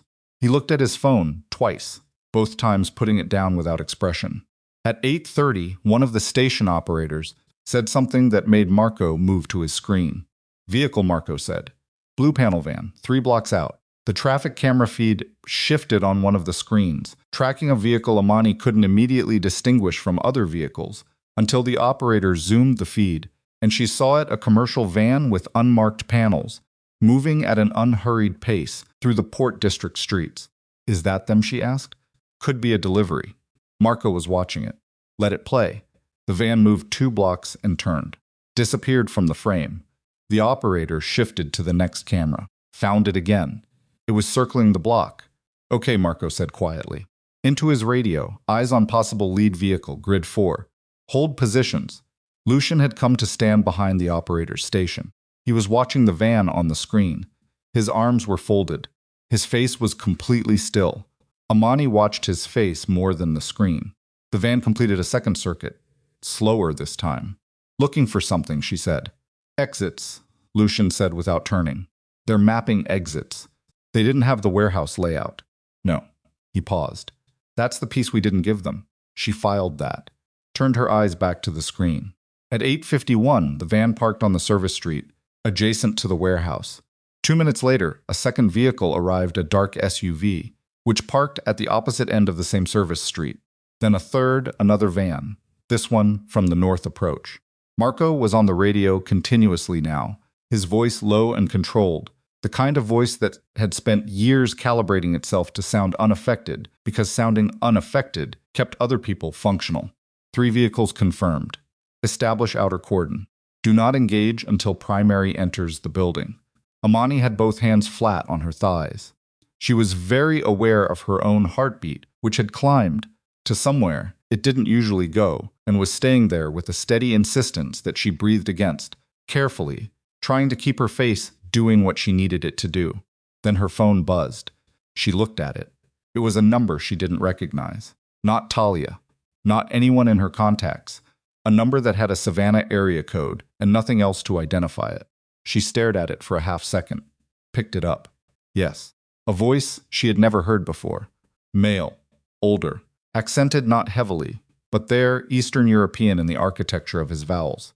Mrs. Vescari, a pause. I think we should talk. The room seemed to drop 1 degree. She did not react outwardly. She was aware of that in a detached way, the fact that her face had not moved, that her posture had not changed, that from the outside, she probably looked like she'd received a routine call and was waiting to understand what it was about. Inside, something was doing something she didn't have a clean word for. Not panic, not paralysis. Something sharp and specific. Who is this? She said. Steady. I think you know who this is. The voice was pleasant in the way that things are pleasant when they're deliberately so. I've been looking forward to speaking with you. You are... Another pause, not what I expected. Across the room, Lucian had turned. He was looking at her. He had read something in her face despite her effort, which was both reassuring and alarming. She held the phone slightly away from her ear and angled it toward him so he could hear. What do you want? She said. To suggest, Sarnoff said, that your husband's people stand down tonight. A beat. And in exchange, I will extend to you and your very interesting business an arrangement that would benefit. You're not at the warehouse, she said. A pause, slightly longer than the ones before it. No, he said. I'm not. The cold moved through her differently this time. Not slow, immediate. She looked at Lucian. He was already moving. He was at Marco's station in 4 steps, and Marco was already on the radio, and the voices in the radio were changing pitch. And on the screens, the dark warehouse and the parked vans were still sitting exactly where they were, and none of it mattered, because Sarnoff was not there. He was somewhere else, and he was calling her. Where are you? She said into the phone. He laughed. It was a quiet laugh, more exhale than sound. Close enough to have found this number. Which? The pleasant tone slightly, just slightly, like a light changing behind frosted glass, should tell you something about the limits of the operation you thought you were running. Her mind was moving very fast. She could feel it, the specific quality of rapid-fire processing, the same thing that happened when she was working a large complex arrangement. And 3 things went wrong simultaneously, and she had to triage in real time.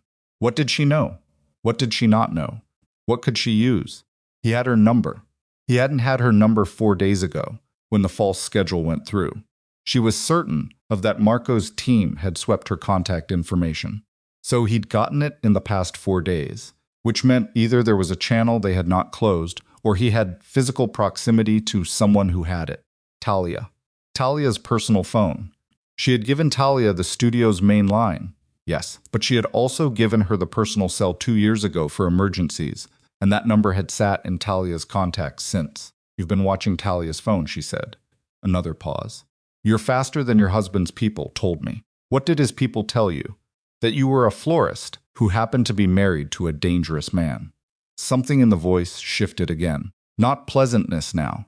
Something that was the honest version underneath it. They underestimated you. Everyone does, she said. Yes. Almost quietly. I'm beginning to understand that. Lucian was behind her now. She could feel him there. She could also hear Marco on the radio in escalating, precise exchanges, redeploying people, trying to locate a man who had just revealed he was in the city and had not told them where. She needed to keep Sarnoff talking. She understood that instinctively, same way she understood when a client was on the fence about a large order and needed another 3 minutes of conversation to commit. You didn't rush it. You gave them what they needed to stay in the room. You said an arrangement, she said. What arrangement? Something mutually beneficial. He paused. Your husband has resources I could use. I have information he would want. And you have a talent for seeing patterns in places people don't expect to find them. That is a useful thing. You're trying to negotiate. I'm suggesting there are better outcomes than what tonight was intended to produce. Tonight was intended to kill 3 people. Tonight was intended to send a message. His voice was still level, still controlled.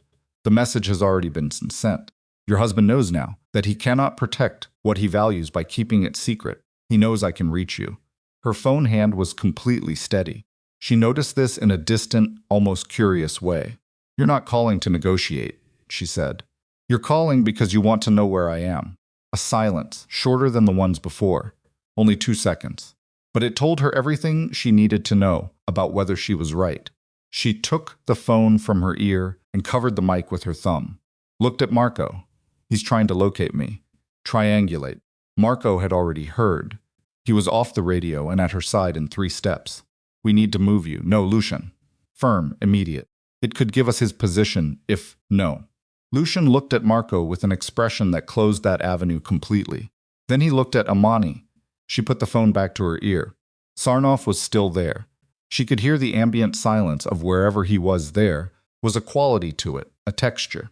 She had grown up in a city of old buildings, and she had spent on 29 years learning to read the acoustics of spaces without consciously knowing she was doing it.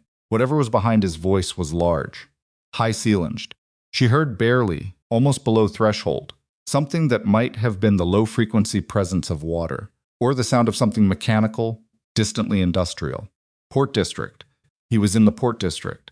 Not the warehouse they'd planned for. Somewhere else in it. She looked at the screens. The warehouse feeds. Then at the traffic cameras the grid Marco had assembled, showing approach routes. Her eyes moved across them quickly, the way her eyes moved across a complex arrangement, looking for the wrong element, the thing that didn't belong. There. Third screen from the right, a camera covering the northern perimeter of the Port District commercial zone. A vehicle she hadn't seen before.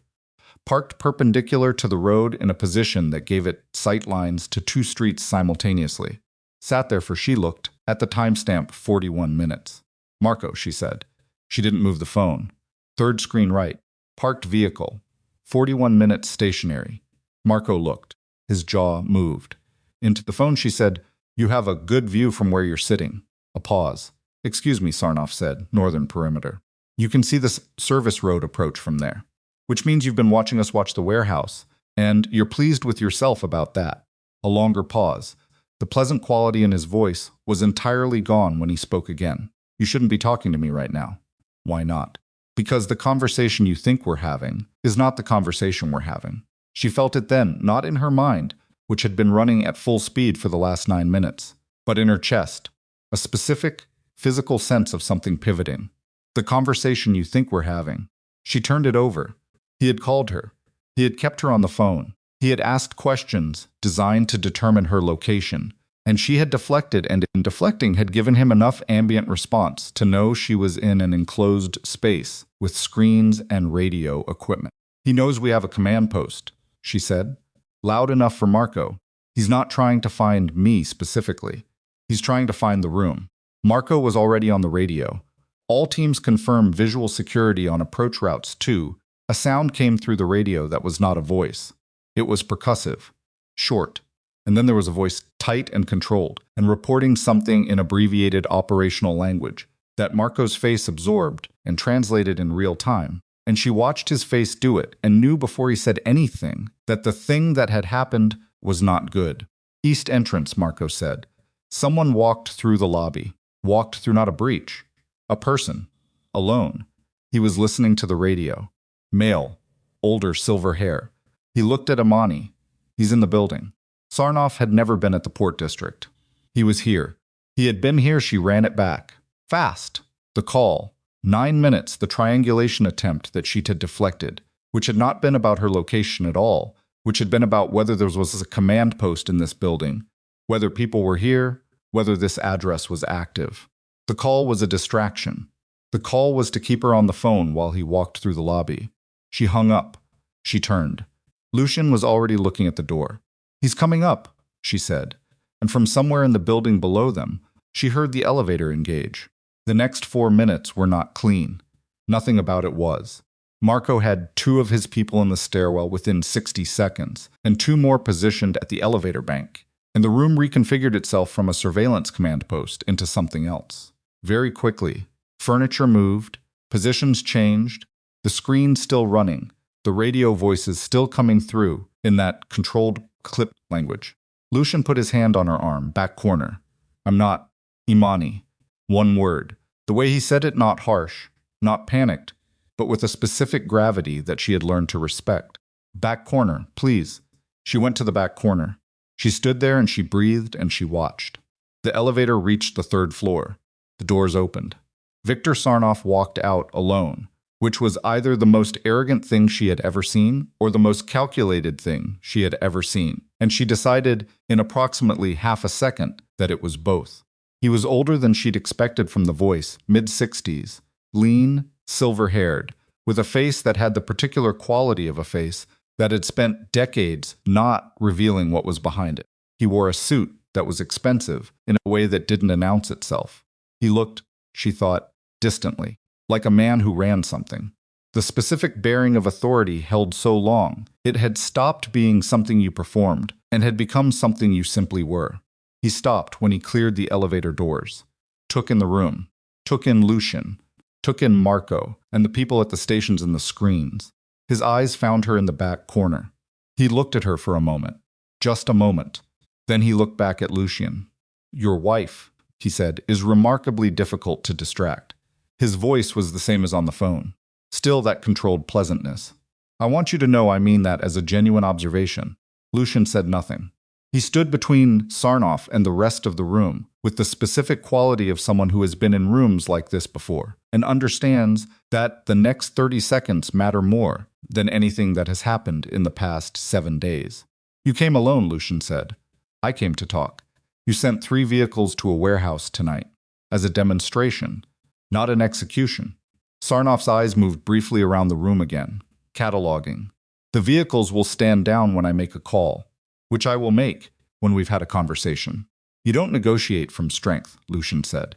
"You're standing in my building assault and surrounded by my people. I'm standing in a room where you have every reason to listen to me before you do something irreversible." Sarnoff's voice was still level.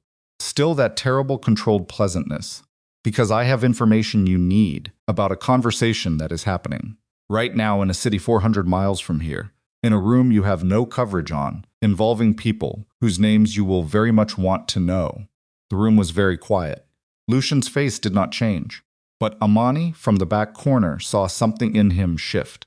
1 degree, barely visible, enough. "The second operation," she said. Sarnoff turned and looked at her again. The full attention of it. She held it without moving. "You used the warehouse tonight as cover," she said, "while your people ran the preliminary work on the second operation, the one we couldn't locate." She paused. "And now you're standing here because you want to sell us the location." Sarnoff looked at her. He looked at her for long enough that the quality of the silence in the room changed. Then he said, very quietly, to no one in particular, "I was told she was a florist." "I am a florist," Amani said. "What did you want to sell us?" And Sarnoff reached into his jacket pocket. Marco's people moved immediately, hands up, and he produced not a weapon, but a folded piece of paper, which he set on the nearest flat surface, and stepped back from it, and clasped his hands behind his back. And Marco picked up the piece of paper. He unfolded it without touching the edges more than necessary, held it so Lucian could see it without crossing the room toward Sarnoff, and Lucian read it.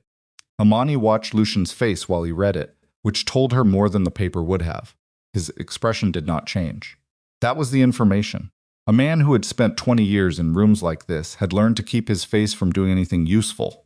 But she knew him well enough now to read the places where that discipline cost him something: the slight tension at the hinge of his jaw, the way his breathing became fractionally more controlled, which was the opposite of what breathing did when news was neutral. The paper contained a name and an address and a time. She knew that much before Lucian said anything, because she could see the weight of it. "How current is this?" Lucian said. "The meeting begins in 4 hours." Sarnoff had not moved from the spot where he'd stepped back from the paper. He stood with his hands still clasped behind him, watching Lucian with the careful attention of a man conducting a transaction he wants to complete without incident. "The address is confirmed as of 2 hours ago." "Why?" Sarnoff looked at him. "Why are you giving this to me?" Lucian said, not loudly.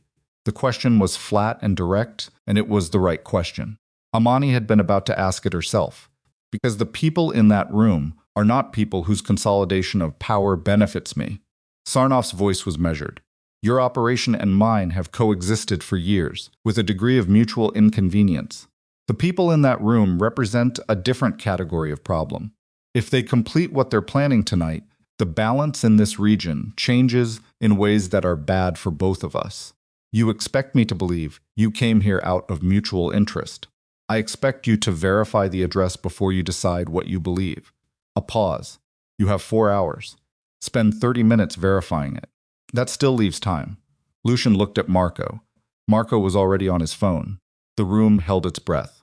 Amani stayed in the back corner and looked at Sarnoff and thought about a man who had spent months building an operation using her business as camouflage, who had threatened Talia's brother, who had sent vehicles to a warehouse tonight as what he called a demonstration, who was now standing in a room offering information because the arithmetic of his own survival had shifted. He was not reformed. He was not repentant.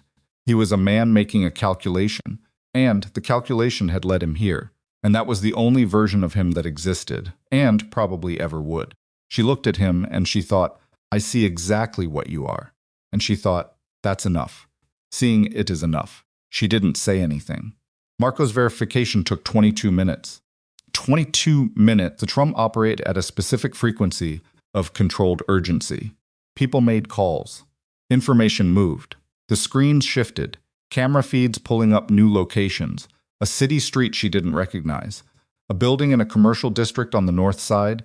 Ordinary looking in the way that places where dangerous things happen are often ordinary looking because ordinariness is the best available cover. Sarnoff stood where he was for the entire 22 minutes. Nobody offered him a seat. Nobody pointed a weapon at him. He was in a room full of people who could have done a number of things to him, and all of them had chosen for the moment to do none of them. And he accepted that with the equanimity of a man who had made the calculation and was committed to it. At the 17-minute mark, Amani moved from the back corner.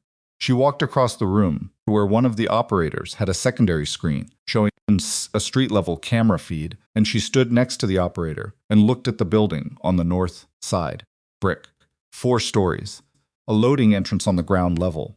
2 vehicles she could see parked at angles that were not quite right for ordinary commercial parking. She turned and looked at Sarnoff directly. The people in that building, she said. They were the ones who told you about me.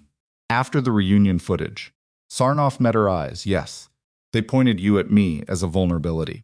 Yes.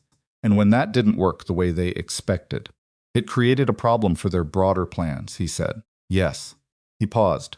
You should understand that I came to that conclusion faster than they anticipated. They expected me to continue pursuing you as a resource. I declined to do that once it became clear that you were. He stopped. The pleasant quality of his voice had been entirely absent for the last several minutes. What was left was older and more honest. Not what they had described.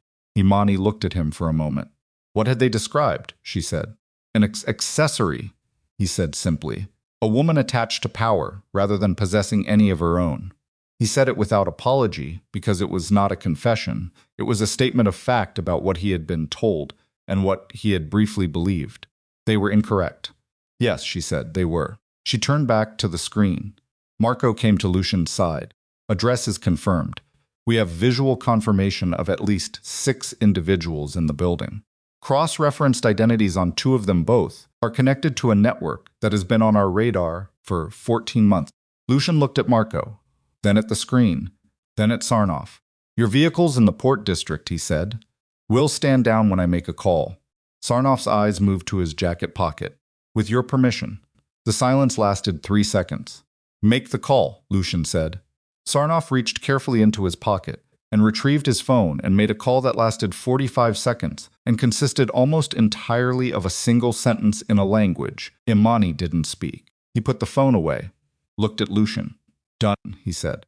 Marco confirmed it 40 seconds later from the port district feeds. Lucian looked at Imani. She looked back at him.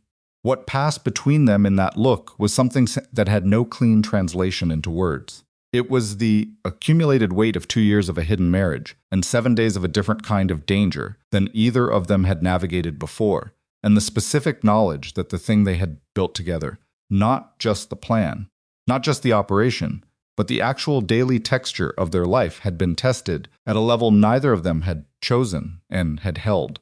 It had held because of her. She knew that. He knew it. Marco knew it. Sarnoff, standing across the room, appeared to have concluded it as well. North Side building, Lucian said to Marco. Let's go. She did not go with them. This was not a decision that was made for her. It was a decision she made herself, and it was not an easy one, and she made it anyway because she was honest enough with herself to know the difference between the things she was equipped for and the things she wasn't, and what was about to happen in a brick building on the north side of the city was not a thing she was equipped for. She was equipped for logistics and pattern recognition and controlled deception and the management of information flows. She was not equipped for whatever Lucian's people were about to do, and pretending otherwise would have been the vanity of someone who needed to be present for everything, which she was not. She stayed in the command post room with two of Marco's people and the operator at the screens, and she watched. The North Side building operation took 41 minutes, from the moment Lucian's vehicles left the parking structure to the moment Marco's voice came through the radio with a single word that meant it was over. She had watched most of it on the screens. Not all of it was visible. Enough of it was. She sat in the operator's chair, with her hands in her lap and her breathing measured, and she watched the feeds, and she did not look away from what was difficult to look at, and she did not pretend afterward that it had been easy to watch. When Lucian walked back through the door, 53 minutes later, she stood up from the chair. He looked at her for a moment. She crossed the room and put her arms around him and held on. He held back. His hands were steady. He smelled like cold night air and something else that she didn't want to identify. They stood like that for a while. Nobody in the room said anything. Sarnoff was gone by the time Lucian returned. This had been arranged not informally, not carelessly, but through a specific set of terms that Marco had negotiated in the 40 minutes before the North Side operation, while Imani watched the screens. She had known it was happening. She had not participated in the negotiation. She had made her peace with that as well, because some parts of Lucian's world operated by agreements she would never be fully inside, and the alternative to accepting that was a kind of corrosive resentment that she refused to cultivate. What she had asked for and what Lucian had agreed to before he left the building was one thing. She asked to know the full terms before they were finalized. He told her. Completely. Everything. She had nodded and said, okay. That was the version of trust they were building. Not perfect information, not identical roles, not the same level of exposure to the same things, but honest accounting. No edited versions. No decisions about what she could handle. It was not a small thing. She knew it was not a small thing. She also knew it would require maintenance. Regular, deliberate maintenance. The kind that didn't happen automatically, that you had to choose again and again in the ordinary moments before the difficult ones arrived. She thought about that on the drive home, while Lucian sat next to her with his head back against the seat and his eyes closed, and she watched the city move past the window, and she thought about what it meant to build something honest in a world that was not. 3 days after the North Side operation, she went back to the studio. She had taken 2 days at home, not because Lucian had asked her to, not because she'd been told to rest, but because she had looked at herself in the mirror on the morning after and recognized the face of someone who needed 2 days. She had slept.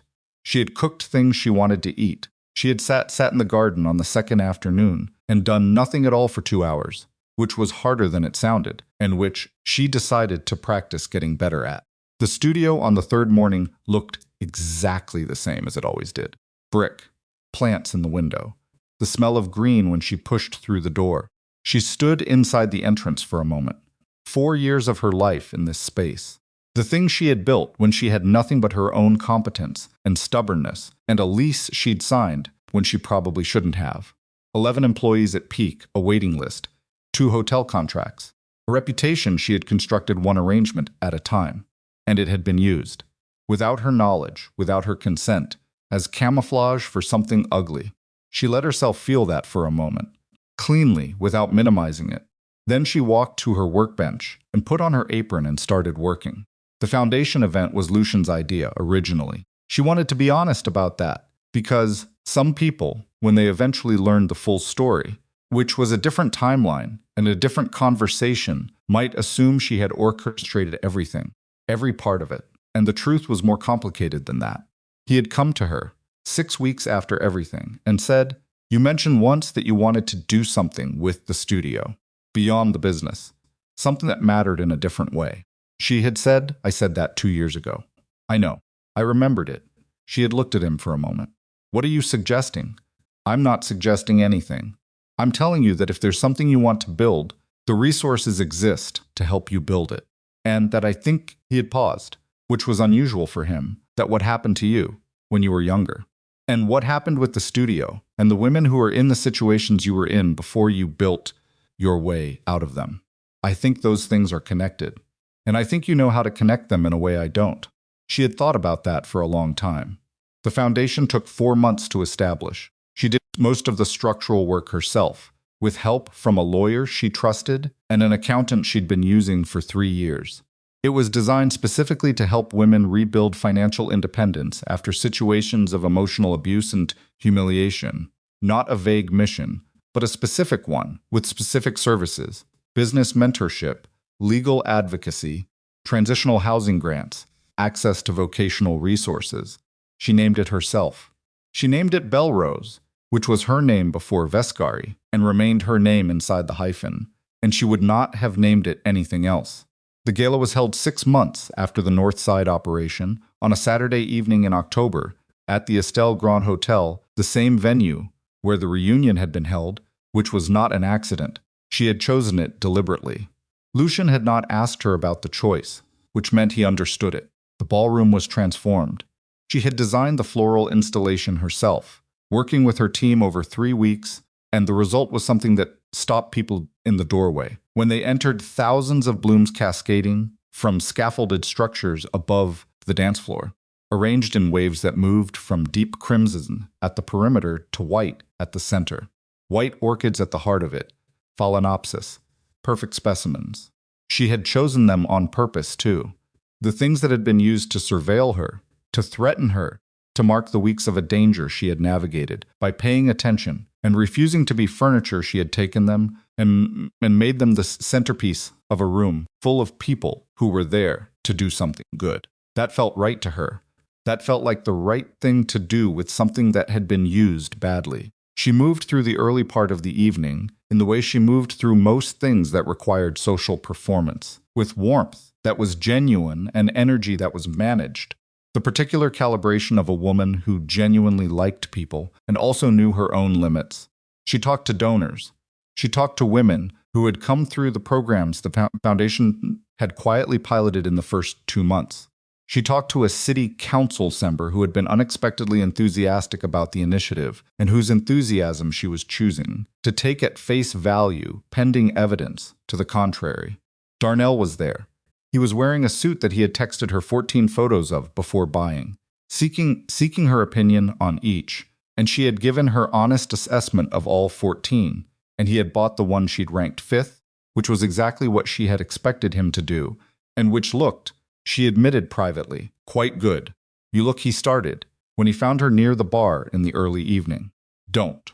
I was going to say terrifying in the best way. She looked at him. The white dress, he clarified, and the posture. You look like you own the building. I have an ownership stake in the event space, actually, she said. Lucian insisted. Darnell stared at her.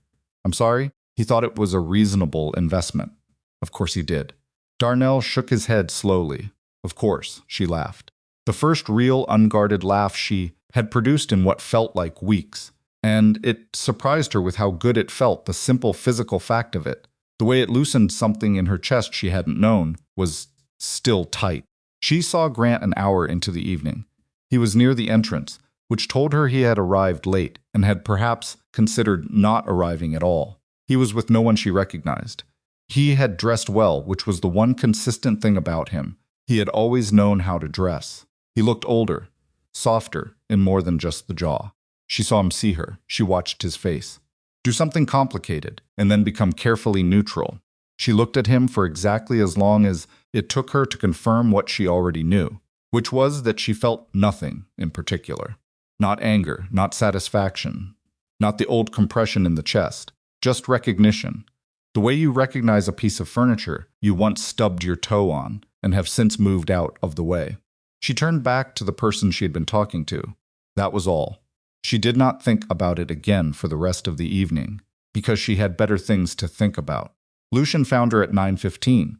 She was standing at the edge of the dance floor, watching the room with the particular satisfaction of someone who has made a thing they're proud of and is allowing themselves to feel that for a moment without immediately moving to the next item.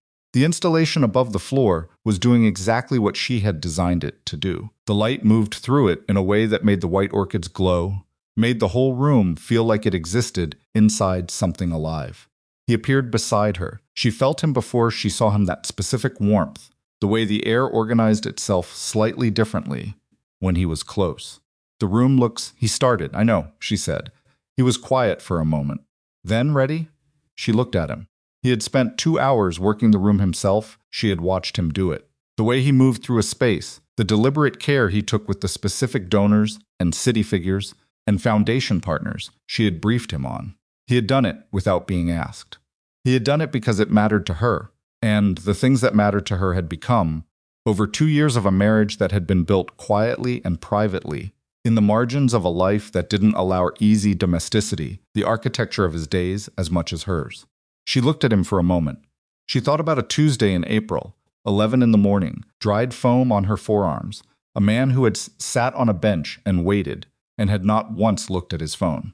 Ready, she said. The stage at the east end of the ballroom was modest, a riser, a microphone, lighting that the event coordinator had adjusted 3 times before Amani was satisfied with it. Lucian walked to it. The room settled as he moved, the way rooms settled when he moved through them, and she watched from the floor as he reached the microphone and looked out at the assembled faces and paused for a moment. He was not a man who made speeches. This was, she knew, genuinely difficult for him, in a way that he would not describe as difficult, because he did not readily describe his difficulties, which was something she was still working on with him, and would probably be working on for the foreseeable future. He began speaking, and the room was very quiet. He talked about the foundation, specifically, accurately, without flourish, what it did, what it intended to do, what the first months of operation had produced. Numbers, because he was a man who trusted numbers to carry weight. Faces, because she had asked him to include 3 specific women's stories, with their permission, and he honored that ask with the care she had known he would. Then his voice changed. Not dramatically, not the way voices changed in movies, swelling with orchestral intention. It changed the way real voices change when they arrive at something that costs the speaker something to say, a slight slowing, a quality of weight that wasn't there before.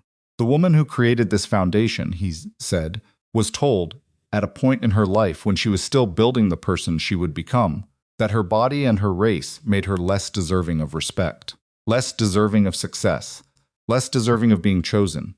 He paused. She was told this by someone who had the power to make her believe it, at an age when that kind of damage tends to hold. The room was absolutely still. She didn't believe it, he said. Or rather, she did, for a while. The way people do when they're young, and the voices around them are louder than their own.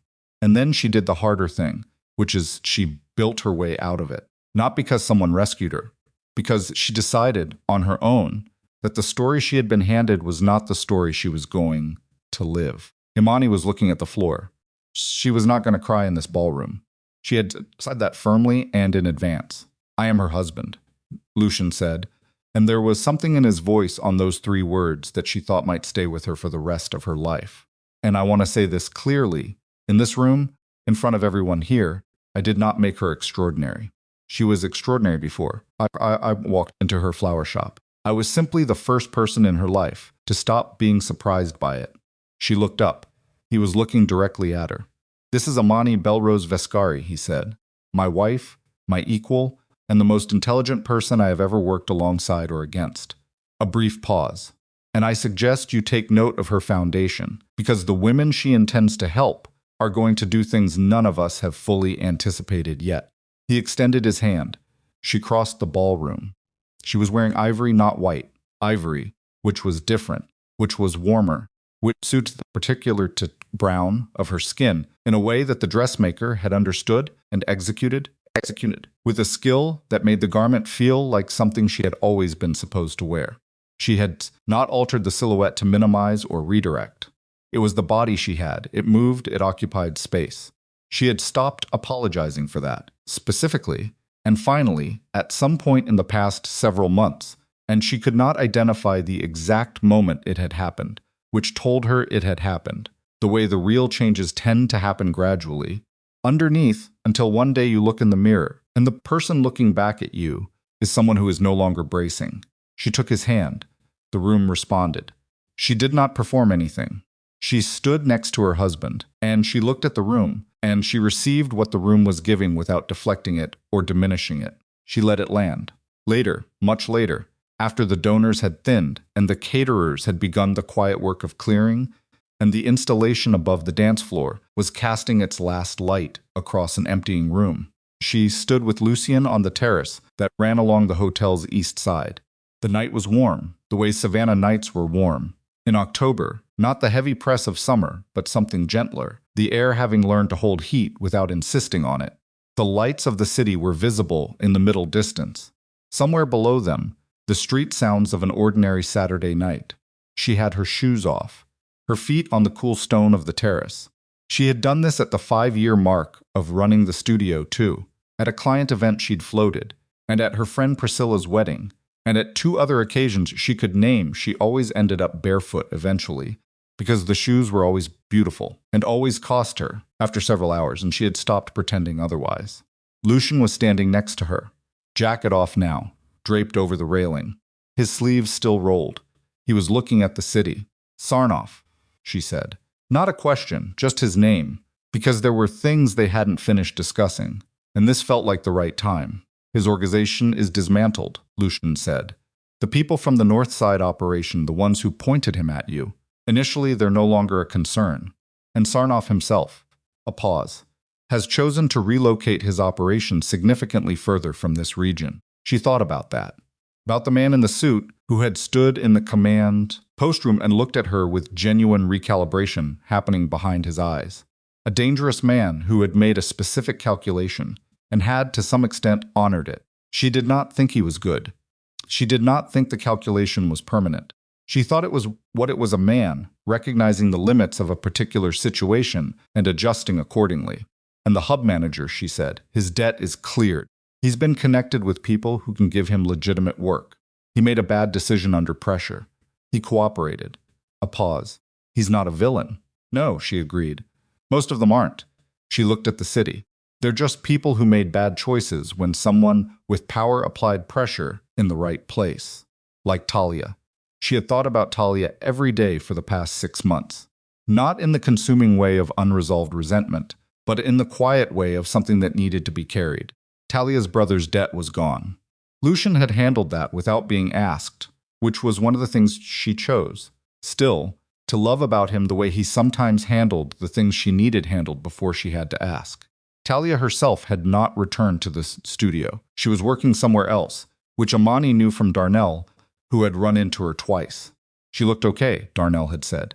Tired, but okay. Imani had written her a letter. Not a reconciliation, not yet. Maybe not ever in the full sense, but an honest one. She told her that what she had done had caused real damage and that Amani had not finished processing that. She also told her that she understood the impossible arithmetic of trying to protect someone you loved with only currency available to you. She told her that she hoped Marcus was all right. She said she would not pretend that things were resolved when they weren't, and that she respected Talia enough to be honest about that, rather than performing a forgiveness she hadn't completed arriving at. She had sent it 3 months ago. Talia had written back. The letter was short and did not ask for anything. It said, I know. I'm sorry. I hope the foundation does everything you want it to do. Take good care of the orchids. Amani had folded it and put it in the small wooden box on her dresser where she kept the things she wanted to remember that didn't have a better place to live. Grant was there tonight, she said. Lucien looked at her. I know. I saw him. I looked at him and felt nothing. Good. Not nothing. Because I've resolved everything. Nothing. Because she thought about how to say it accurately. Because accuracy mattered to her more than neatness. Because he stopped being real to me. He was a real thing I carried for a long time. And now he's just a man who said something cruel to a young woman who has since lived a life he doesn't have access to. Lucien was quiet for a moment. Is that a relief? She considered it, yes. And also, just correct. Like finally getting the math right on something you kept getting wrong. He made a sound that was close to a laugh. She felt it more than heard it.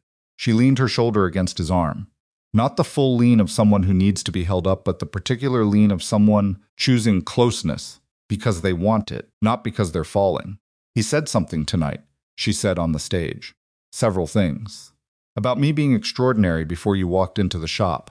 He didn't respond immediately. He was looking at the city. Did you mean it? She said. Not insecure, genuinely curious. She was allowed to be curious about the things he said about her. I don't say things I don't mean. He paused. You know that. I know. I wanted to hear you say it in a different room. She looked out at the lights. A smaller one. Yes, he said. I meant it. Another pause. And then something that was not a formal statement, but was more honest than one. You made me feel like an ordinary man in a situation I didn't fully understand. I don't know what the right word is for that. She thought about it. Humbling, she said.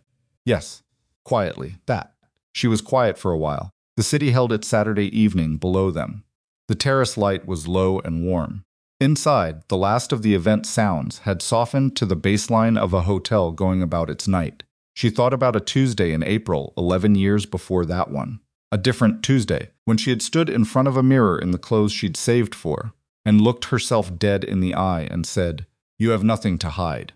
She had not known, that night, that she was right in a much larger way than she intended. She had been thinking about Grant, about the reunion, about the old humiliation she was walking herself back into the room with. She had not known she was also talking about a marriage that was about to stop being secret, about an operation she was about to help dismantle from the inside of her own flower studio, about a ballroom she was about to stand in wearing ivory and no apology. You have nothing to hide. She had been more right than she knew. Come on, she said. She picked up her shoes, took his hand.